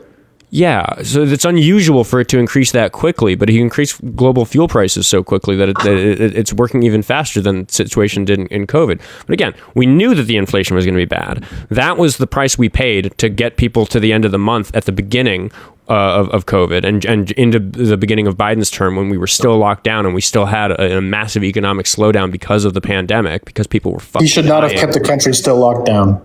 COVID at that point was minimal. It was a cold at that point. You're just not able to stay on one point. I'm just responding to what you just said, my guy. You're just declaring that we didn't need to stay locked down. That had nothing to do with the economic effects of Biden's policies, which is what we were discussing. Do you think we should have shut down schools as long as we did? Do you think it was good for our children? I think, again, it's a terrible price that a generation of kids paid by being born in the wrong year when a fucking pandemic happened. It's awful what happened to those kids' education. I have a lot of history in education, and yeah, it sucks. There's like a swath of kids. There's like 5 years of kids who are like fucking 5 or 10 years of kids. I agree. Behind on reading. But that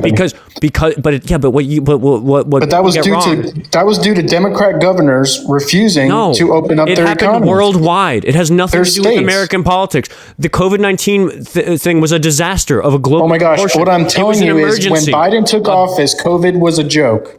It was no longer. The schools closed while Trump was president. You understand that, right?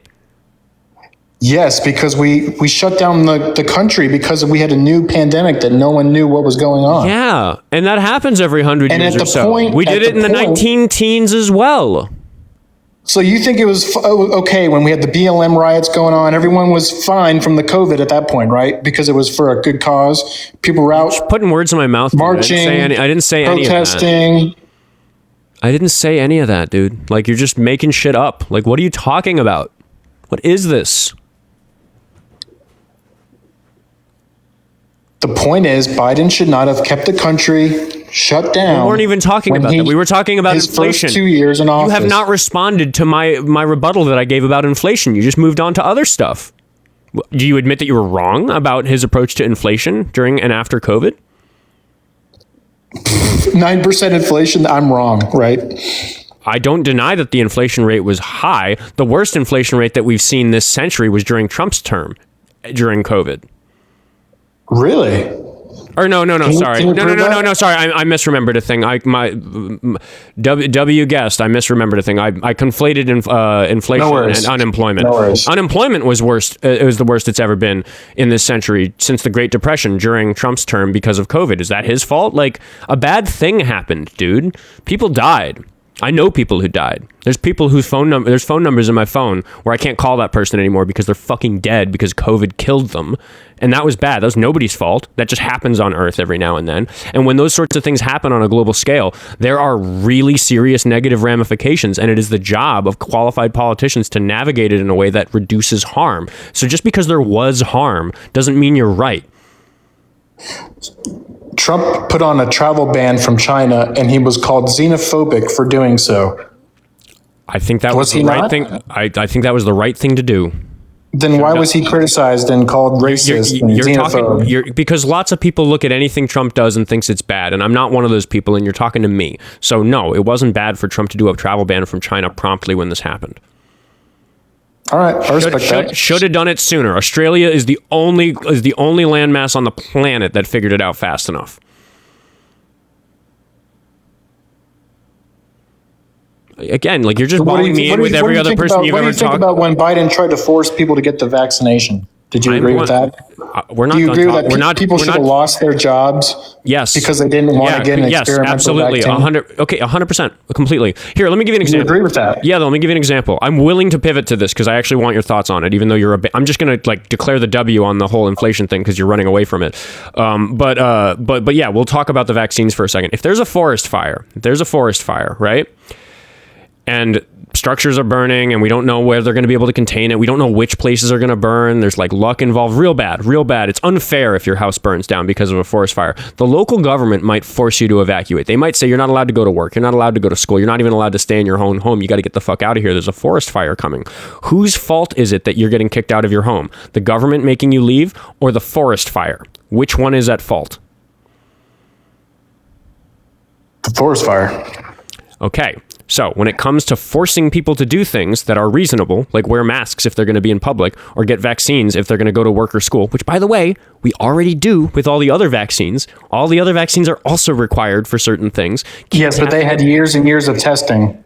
We can talk about the testing in a moment, but my point is that the government is allowed to force people to do things when they're responding to a legitimate... I thought it was my body, my choice. What happened to that? Okay, is it your body, your choice to keep your business open when there's a forest fire coming, or is it not? Because you admitted that it was the forest fire's fault, not the government that's ordering you to stop. Isn't that what you guys say would be fascist? Dictatorship? I would argue forcing that people to do something what forest that they don't fires want to do is pretty authoritarian and terrible. So it's okay. I'm highly critical of forest fires. I'm highly critical of COVID-19 viruses. I'm highly of coronaviruses generally, which include the common cold and the flu and stuff like that. Very bad, very authoritarian the way they control our lives by getting inside of our bodies and causing us harm. Real bad. I agree with you on that. I think that we write sensible policy to minimize that harm, and you recognize that that's acceptable to do when it's a forest fire, because fire is visible and scary, and you don't recognize it with COVID-19 because you're such a simpleton that you because it's invisible, you just don't believe the experts. It's just nonsense. You believe politicians that are like obviously wrong. Even though we can look at every other country on the planet and see that the countries that did the sorts of things that Biden did also fared better. We had the right strategy. It's just invisible, so you're just making up that I'm wrong. If the vaccine was so great, how come more people died under Biden than Trump? Because Biden was president for more of the pandemic than Trump was? Trump was president during the height of COVID. When it was most dangerous. If we're going to consider the declaration of the pandemic, when the World Health Organization declared COVID a pandemic on March 13th, 2020, that gave it about 9 months to kill people, whereas Biden had all 4 years because it's still killing people. So yes, over the course of those years, it added up to more people than it did under Trump. Are you really so much of a simpleton that you're going to blame? But majority of the country got the vaccine, so. Are you saying the vaccine just didn't work the way it was told to us that it would? The vaccine was highly effective. It was super effective. Sure, if people had gotten infections, if you were overweight, sure, I agree.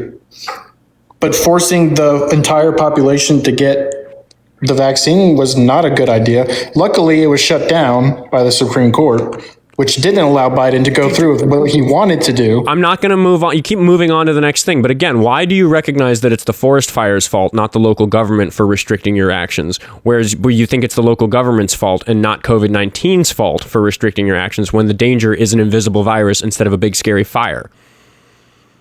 Wait, is this the same party that was complaining when Roe v. Wade was overturned?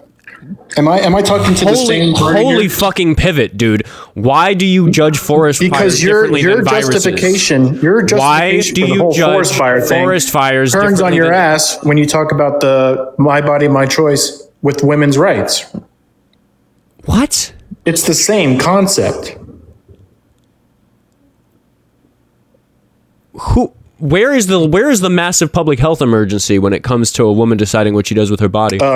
Because millions of babies are unalived a year. They aren't babies; they're fetuses. They don't have sentience. We can argue about it, of course. Yeah, and that's where we disagree. Because I can point to the difference and say it's this, and you and I disagree about that difference, and we could talk about it if this was a conversation about abortion. But there is a specific thing that we can point to and say this is how it's different. You think that those unborn children have the right to live. I don't. That's a whole separate thing. Where is that difference between forest fires and COVID-19? Why don't you think they have a right to live? I'm not willing to pivot over to abortion. But that is where we disagree. We have a fundamental thing that we disagree about that makes the difference, which is why we feel differently about abortion. Where is that difference between forest fires and COVID-19?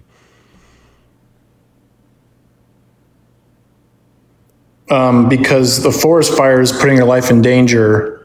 Whereas was COVID-19. Whereas COVID was you're denying that everyone's life was not in danger in COVID. Can you agree on that? Everybody on Earth's life was in danger because of COVID. It was not. That's fucking ridiculous. Wasn't. That's nonsense, dude. I know people that it was like a cold to them. I know people that didn't even show symptoms. I know people who died, dude. Like, what the fuck? Like, what are you talking about? Yeah, the forest fire doesn't kill everybody inside a state. It would kill everyone inside. No, dude, people survive forest fires. What are you talking about? Oh my gosh. You're saying if a building caught on fire, it would kill everyone. I'm saying if everyone got COVID, there would be people that didn't die. It doesn't kill the people in the building if we force them to evacuate, whether they like it or not. So there are things that we force them to do so that fewer people die in the forest fire.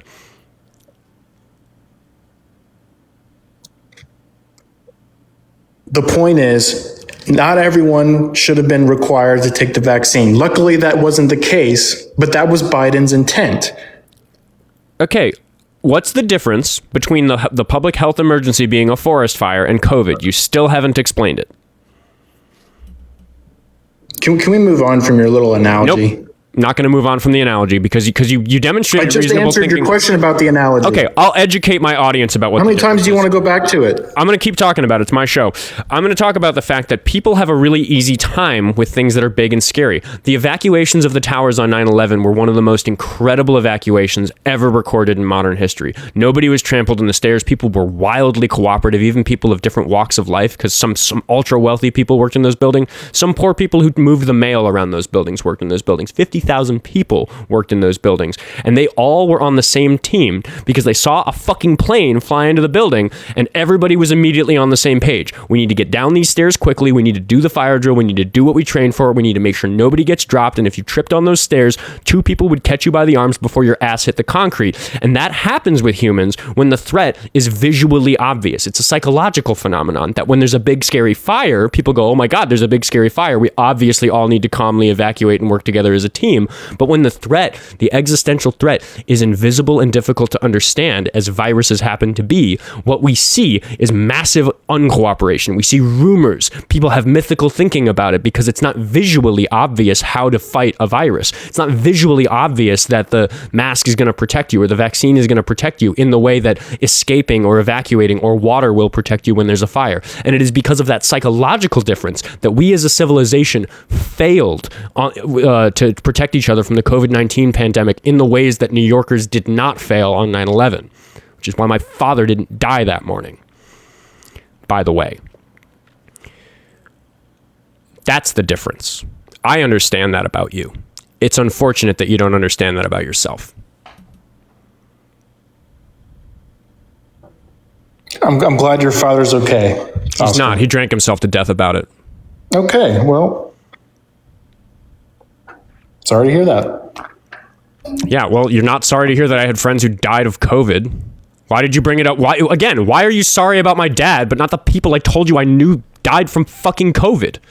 Yeah, a lot of people died from COVID. No, you breezed right the fuck past that. You didn't offer condolences. You didn't take a moment to talk about it. There's a lot of people that got sick and got over it. Yeah, lots of people got a little sick from that smoke on 9/11 and they got over it. I'm one of them. I still have asthma from it. Like, why are you so focused on that? You proved my fucking point for me by falling into this trap of being like, oh my God, this guy's dad was involved in 9/11. I need to show him how, like, obviously I care about that terrible thing that happened in his past. And you're not capable of doing it with COVID because you lack the critical reasoning to accept that the experts are right about this invisible threat. Whereas the big scary fire, real obvious when it's a big scary fire. Wait, are these the same experts that said if you got the vaccine, you wouldn't catch COVID?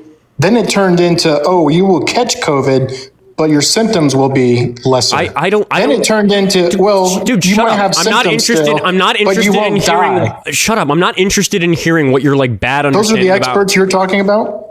You just made a bunch of claims about experts saying things that I don't think any actual experts said, because I was pretty involved with like watching how the vaccines progressed. I said that we could talk about that later when you brought it up earlier. But again, I'm not going to let you move on because I think it was a reasonably big gotcha. Why were you so quick to give me your condolences for my dead father, but not my friends who died of COVID?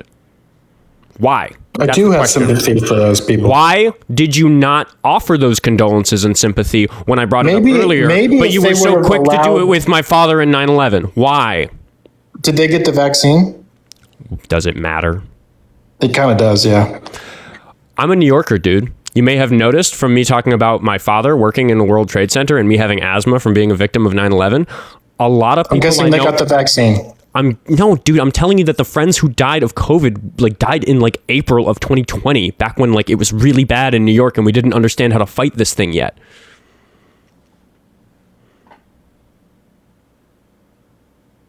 The question again is, why were you so quick to offer condolences about my father when you breezed right past the fact that the invisible threat also killed people I love? I'm not arguing that COVID was... I'm asking you a question. I'm asking you why. I'm asking you about your behavior. Nope, you're moving. The vaccine I'm going to talk over you. I'm not interested in talking about the vaccines until after you answer my question. My question is about your behavior. You did a thing that I'm trying to understand. Why were you so quick to interrupt the show to give me condolences about my father? And you didn't. I didn't interrupt. You were finished talking when I said sorry about your dad. Right. Okay. I didn't say you interrupted me. I said that you decided to take airtime on the show to make sure that you knew that I knew that you felt. I'm sorry that I have a heart. Why didn't you have a heart for my friends who fucking died in the pandemic in the spring of How do you know I don't? Because I brought it up earlier and you didn't fucking say anything about it. But when I brought up my dad being involved in 9/11, you immediately offered your condolences. That's what I'm trying to understand. People die every day from anything. Driving. Right. So why did you offer condolences immediately about my dad, but not my friends who died in the COVID-19 pandemic? Oscar, I'm sorry about your friends that died. I'm not asking you to do it now. I know you don't care. I'm asking why you didn't do it earlier. I brought up that my dad was involved in 9/11 and you immediately... Did they get you a little baby bottle or something? I'm just trying to understand something that you did. Did someone hold your hand? Wow, I'm so offended. Dude, that's not what's happening in the call. I'm asking you to explain yourself. I'm asking you... I'm offended by your behavior. What do you want me to say? I want you to say why it is you immediately took time on the show to give me condolences about my father's involvement in 9/11, but you breezed right past the fact that more than one person I know died in the pandemic. Because I'm a fucking New Yorker, and it was really scary in the spring of 2020. Get over it, buddy. Get over it. Yeah, you give me condolences about my dad and tell me to get over it about my friends who died in COVID because COVID is invisible and fires are scary, and you're a simpleton who can't see past that. Whatever helps you sleep at night. I don't have any trouble sleeping at night. All right, so we talked about inflation. We talked about COVID. The question again is why you offered condolences so immediately about my father who was involved in 9/11, gosh. but refused, but moved on so quickly past my friends who died in COVID. I'm trying to understand why you think so differently about these issues. You dropped your crown, Oscar. What? Get over it. Get over what? Me not saying anything about your friends. I'm not gonna get over it because I think it demonstrates that your thinking about this is unreasonable, and I'm trying to get you to explain yourself.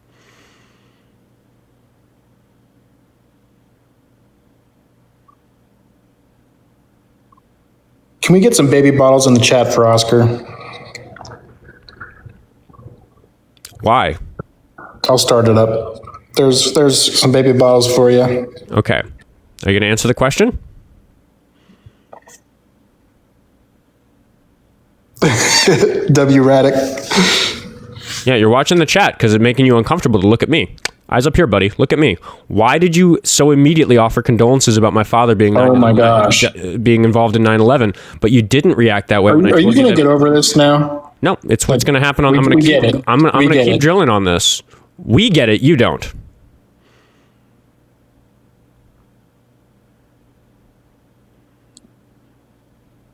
Everyone, let's have a moment of silence for Oscar's friends that passed to COVID. I think it's really egregious that you're now mocking them. No, I'm mocking you because you can't get over the fact that I didn't give you... Why is it that you offer me condolences for my father being involved in 9/11, but you are mocking me about the fact that I'm offended that you didn't take it as seriously that I know people who died in the COVID-19 pandemic? Why are you like that? What is wrong with you?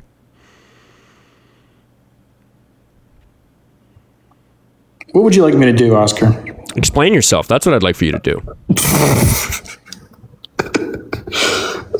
Dude, you really got to get over it. No. My dead father and my friends who died in the COVID-19 pandemic, I'm going to keep thinking about those people. I'm not going to get over it. I'm going to keep holding people. I'm not saying I'm not saying get over that. I'm saying get over the fact that I didn't fucking say anything. No, there's something very critically wrong in the way that you reason, think, and feel about these things. And I the whole point of this show is to highlight those problems in people, and that's what we're doing right now by sticking on this issue. I'm doing what the whole mission statement of this show is, which I'm magnifying the thing that's wrong with your brain, and I'm trying to understand why it was so obviously important for you to point out that it was like I said I was a veteran, and then you said you wanted to slip in the quick thank you for your service. It's like, oh my God, 9/11 connected person, his dad was there, gotta make sure that this guy knows that I really feel for him. I'm asking you why you don't feel that way about the fact that as a New Yorker, another terrible thing happened to New York. COVID killed more New Yorkers than 9/11. It was a bigger deal. Why was your reaction not the same for these two things? Because they are very similar. You're right. Something did happen in New York. They kept people on ventilators, which proved to kill many, many, many people. You can think, what's his name? What was your old governor's name? Big bad thing happened. Big bad thing happened. The firefighters also failed to save the buildings on 9/11. Like again, like not mistakes were made. Like not everything was done perfectly. The question is, why were you so, that's who it is. The question is, why were you so quick to change your tone and show me that you like care about my personal connection to 9/11 when you were seemingly still unwilling to do that with my personal connection to New York's situation with COVID? Because as a New Yorker, the beginning of 2020 was really scary. She's now 90, so she would have been like 85 then. My grandmother had COVID in April of 2020, and I spent a lot of time on the phone with her, like worried that I'd never talk to her again. Did she wear a mask and socially distance? Yeah, she did all the fucking things because she's well. That's what the experts say to do. So yeah, to reduce harm, not make it go away. Again, like you're sitting here like... Hey, Oscar, did the vaccine make the problem go away? Yeah, the vaccines helped the planet get past this, and now it is just like the common cold. It is just really? a thing. Yeah, they were a great success story. Do you think it was a pandemic of the unvaccinated? I'm not going to move past it, dude. Why is your tone so different between a fire and Do you think it was a pandemic of the unvaccinated? I don't know. I'm not even sure what you mean by that.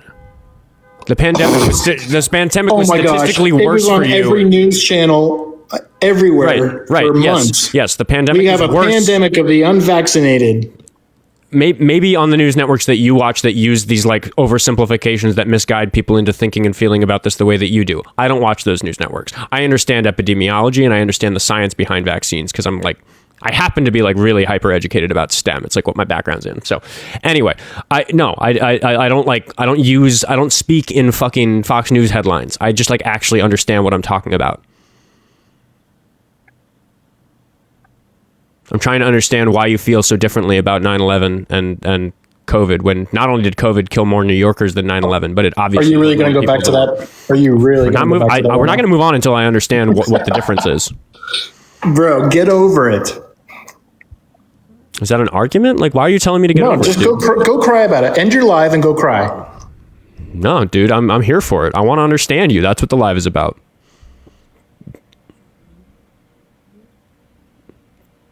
What do you want me to say? Do you want me to say, I am so sorry, Oscar, that I didn't... No, I'm not looking for... I didn't condone... Again, I'm not trying to... I'm not worried about my feelings. There's 250 people watching, and I want them to better understand you. That's what the show is about. We're really focusing on you, BarkerGuy. Like, I don't care what anybody thinks about me. I don't care what you think about me. I don't care what the audience thinks about me. If I did, I wouldn't do this show. I'd just be a musician, which I am, like, in what little free time I have. Linktree in the bio if you want to donate so I can fucking quit my job. Anyway... Should we do another moment of silence for your friends? Is that what you want? Dude, like you're mocking the dead. What's wrong with you? No, I'm not mocking them. I'm mocking you. That you're not getting over me not saying anything. Yeah, but I said something about your dad. You're mocking me by proposing a moment of silence. How fucked up? And the topic of the show is why you are fucked up in that way. I'm trying to understand it.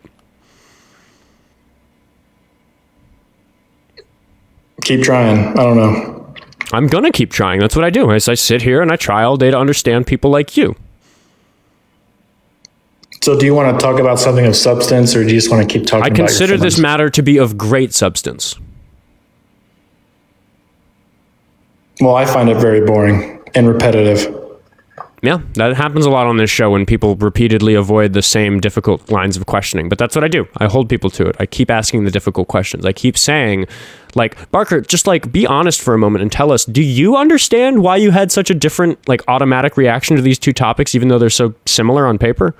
In terms of them being like a big existential threat. It happened to be terrorists for 9/11. No, because everyone had people that they knew that probably died from COVID.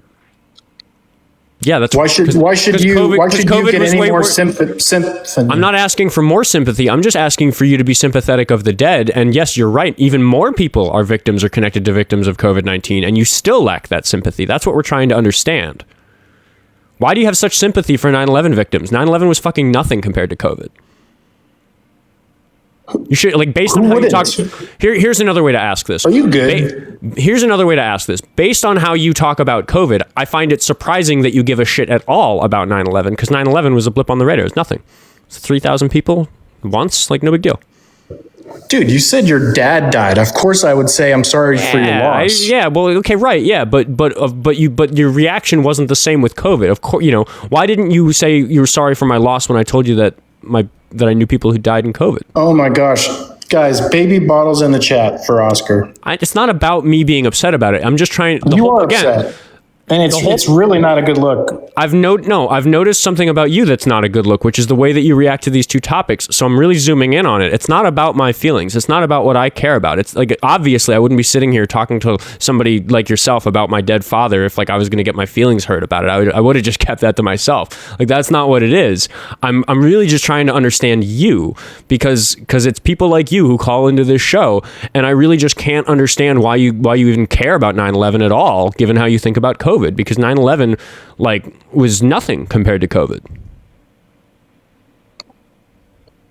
Would you admit that? Who wouldn't care if someone said my father died? Why wouldn't I give you any sympathy? Well, I mean, I'm not a heartless person. I mean, you didn't even know he was dead when you offered the sympathy. You offered the sympathy just because he was involved, just because he had a scary day at work on September 11th, 2001. But you didn't offer me any sympathy when I told you that I knew people who died from this other threat. Because everyone has. Everyone knows people that have died from COVID, I'm sure. COVID was really bad. It was worse than 9/11. So then why do you think that the reaction to it was overblown? We did a bunch of very dramatic things to deal with COVID. Why are you against those things if you recognize that COVID was in fact a great because it shouldn't have been forced. It shouldn't have been forced on everyone to take a vaccine. There was people who got COVID, got over it quickly, and did not need to take a vaccine. So before COVID, did you have kids? No. Okay, were you anti-vaccine before COVID? I don't have any vaccines. No, it's just the ones that are required for school. Oh, which have been tested. Why did you get those? Because they're required. Yeah, and they've been tested. Okay, and the COVID-19 vaccines were both tested. Was not tested. They were tested. Vaccines require years and years of Can I explain? Yeah, before they're approved. Wait. There's something this here. was the first vaccine. Dude, I'm going to educate you on through this. Those testings. They did go through those testings. I would like to explain to you how. On humans? Yes. No, they did not. It was rats only. Okay. Well, they have to do the rats before they do the humans. Those are different stages of the trials. And they didn't do the humans. They didn't do the human trials for the COVID vaccine. I don't think you understand the marvelously impressive thing that humanity did with these vaccines. Can I explain it to you? Sure, for the people that needed them, the people with pre-existing conditions, shut up and listen. Then, if you're gonna, no, I'm going to explain it to you, dude. Listen, old people. Hey. What's happening on the show right now is I'm explaining to you how we got the vaccines so quickly, and you got to listen because it's for the audience too. One of the things I do is entertain and Operation Warp Speed, done by Donald Trump. Yes, great thing that he did. I actually bring that up as my specific example. Yes, for the people that shut up and listen. For the people that would want to take it. Yes. When people say, "Oh, you never say anything nice about Trump," I literally use Operation Warp Speed as my example of a great thing he did. So I'm going to explain it so everybody understands. If you have, let's just round the numbers to make it easy to understand, so forgive me for not knowing exactly how long each step is, but if you have a 3-step process where each step takes 1 year and you don't know which steps are going to be successful, you have to spend a year doing this type of trial on your vaccine, you have to spend another year doing this type of trial, and you have to spend another year doing this type of trial. The problem is that because they're all stacked end to end, it takes 3 years to get your vaccine, and the problem we had is that wasn't fast enough for the COVID-19 pandemic. So there's an So it should not have been required to take, correct? You got to let me finish, dude. I'm not even. I'm like 25% of the way there, halfway there. Can you listen? Oh, geez. Okay, go ahead. Yeah, it's a slightly complicated thing. So the more medicines make it to the first stage than the second stage, because a lot of the time you do the first one, you go, okay, this one's no good. We won't bother with the second or third one. Also, thank you, Joe, because I get a big chunk of whatever donations you send the guest. Anyway, so there are a lot more stage 1 trials than stage 2 trials. There's a lot more stage 2 trials than stage 3 trials. So what we did with the vaccines for COVID is we just ran all the trials concurrently, which was wildly expensive because now we have a bunch of ones that actually failed the stage 1 trials that still got their stage 3 trials because we did them all at once, which meant that we had to do a lot more trials generally. So Operation Warp Speed was literally a funding project to just do all the trials at once, to do them concurrently. So instead of it taking 3 years, we got the same results, the same accuracy about how effective and dangerous they were, the same thing. We just did all 3 of those things. And I'm using round numbers here, 3 trials, 1 year. It's not, it's different numbers for different types of trials and different things. But the principle is that if you run the stages concurrently, you have to pay for it by doing all the trials for all the solutions instead of just all of the ladder trials for the good solutions that make it through the first round. So that's what Operation Warp Speed was. That's what the entire planet was working on. And that's why we were able to know that the COVID-19 vaccines were safe and effective faster than we otherwise would. Do you understand what I just described? Yes, I agree that they were effective for old people. That's not, no, that doesn't have anything to do with what I just said. No, do you understand how obese we were able people? Yes, Listen, for those people, it was effective. That's not what I described. I didn't mention that at all. Were you listening? Then why force it on young people, healthy people? Dude, what did I say? Explain what I just said. So you think it's okay to lose your job because you don't get an experimental vaccine? Were you listening to what I said? Yeah, you're justifying the fact that I'm explaining it was not tested properly compared to all the other vaccines. I'm demonstrating to you that it was. I'm demonstrating to you that it was tested properly. Thank you for the journal. There was no human trials. It was not tested properly. Yes, it was. I mean, also, we've given it to so many millions of people that we actually have incredible data. Oh yeah, let's just test it on millions of people. That makes sense. But what I'm saying is that as a matter of fact, that they are very safe and very effective. The normal vaccines that you talk about students having to get happen to be like more dangerous than the. Hey, Oscar, if you give everyone in the country Tylenol, do you think there's going to be people with side effects and people that die from it? Yeah, Tylenol is kind of dangerous. So see, the overdose. Yes. The overdose. Do you think it's okay to give everyone in the country the vaccine? Do you think there's going to be people you're just not listening to what I'm saying? And regardless of what I say, you just bring up. The point is, you should not force it on the population. You should give people a chance to decide whether or not they want to take the vaccine. The conversation doesn't work. Oh, we've got to remove him from what? Let's see. What was it? He might find uncomfortable. I don't know. He got auto-kicked for something. But yeah, I mean, whatever thing I bring up, if I talk about how we were able to test the trials concurrently so that we were able to do the same quality of testing faster, he's going to sing, oh, then this or that, about fat people or old people or something, which I didn't even talk about. Like, the guy's not listening. He doesn't have ears.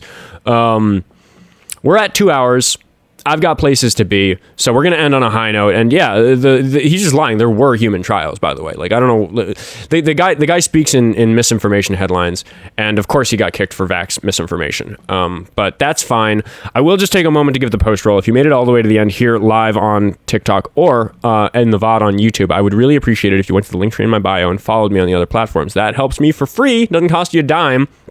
I'm trying to get 1,000 followers on YouTube so I can see what monetization is like over on there. So if you want to go do that, even if you're not a VOD watcher, I would totally appreciate that. And like, no joke, guys, I'm really close to quitting my job about this show. I have 2 jobs. One of them I'm going to keep forever because I love it, and it's an evening job. The other one is a daytime job that is also inconsistent, and I would so much rather do this show, and it is just like not that much money that you guys need to send me on my Venmo for that to be possible. So thanks for all the gifts. Thanks for all the support. Thanks to the fact that I have 120 new followers just from doing this stream. We had like 400 people watching at one point. That's pretty incredible. Like, all the support is just like out of this world, incredible, awesome. It's like a dream come true that I get to be a content creator, making content I truly care about, holding people to the fire like I just did with those 2 previous callers. Because man, it's not often I get somebody to actually sit through me grilling them that long, and I had 2 whoppers today. Midwest Progressive says 460 at one point. I wasn't even watching. That's definitely a record for the show. So I gotta thank Diava for hopping up and driving some traffic on that. I will stay live for just a second longer because I have some people asking for me to check my DMs. What are my DMs about? Ooh, is this even the right account? No, it isn't. That's my backup account. Let's go to my main account. Also, Ashley, if you're still watching, I see you. I appreciate you. I probably shouldn't talk about your messages on the show, but I appreciate you. Milky Kate, do you want me to read this out, or is this one just for me? Oh, I see. Okay. Yeah. Okay. I will let you know. I will definitely let you know. I'm pretty excited about the connections I make on here, so I'll keep that in mind. Everybody's giving me so much love in the chat. I appreciate that. And yeah, Diava is going on. Actually, yeah, I'll hang out for 3 minutes and I can just sign off by telling everybody to go check out Diava's stream. If you think I'm too patient, if you don't think I'm mean enough to the guests, Diava specializes in the other end of the spectrum. She has a different approach to these chuds than I do. But yeah, so everybody go over to Diava's account. She's going live in just a couple of minutes. And tell her that I sent you. Cause I got to hit her back. She got me started. She when I was like really new a few months ago, she got me like some of my, some of my first bigger streams that got me some good followers. And it's a real privilege that I'd never have to worry about having a dead stream anymore. Like I have to really screw up with guests that get me like, restricted on TikTok to like not have a lot of viewers or not have callers. Jesus, Skywalker says spelling. Did I misspell the sign? That's how you spell trader, right? Hope I spelled it right. But yeah, seriously, it's like a dream come true that I get to spend so much of my daily life focusing on this, and it is because people support the stream. So it's absolutely incredible. So wait, hold on. Somebody who knows, how do I raid? Can I send her everybody who's watching this stream so they just go to her? Is that an option on here? Viewer wishes, play together, fan club, co-host. Do I click co-host and then I just tell you to go there? Oh yeah, I know certain streaming platforms allow you to just like actually dump all the viewers into somebody's stream. So Diava raid. Go to Diava Talks and I'll keep yapping for another minute. But seriously, guys, it's like absolutely huge that enough people want to watch me yap at these people that you guys are making it happen for me in a way that's like kind of sustainable. Like it's like, it's getting there. It's not quite there yet. Diava Talks raid. Go to Diava Talks. Raid. Diava Talks raid.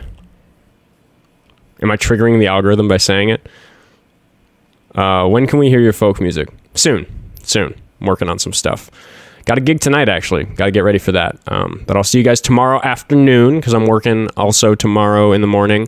But then I'll be back to 10 to 12. So pay attention to the description on this TikTok account. It'll tell you when I'm going to be live next. But yeah, on the road to doing this full time, getting there. I'm like 35 days in counting into live streaming every single day. So here we are. I'll catch you guys tomorrow.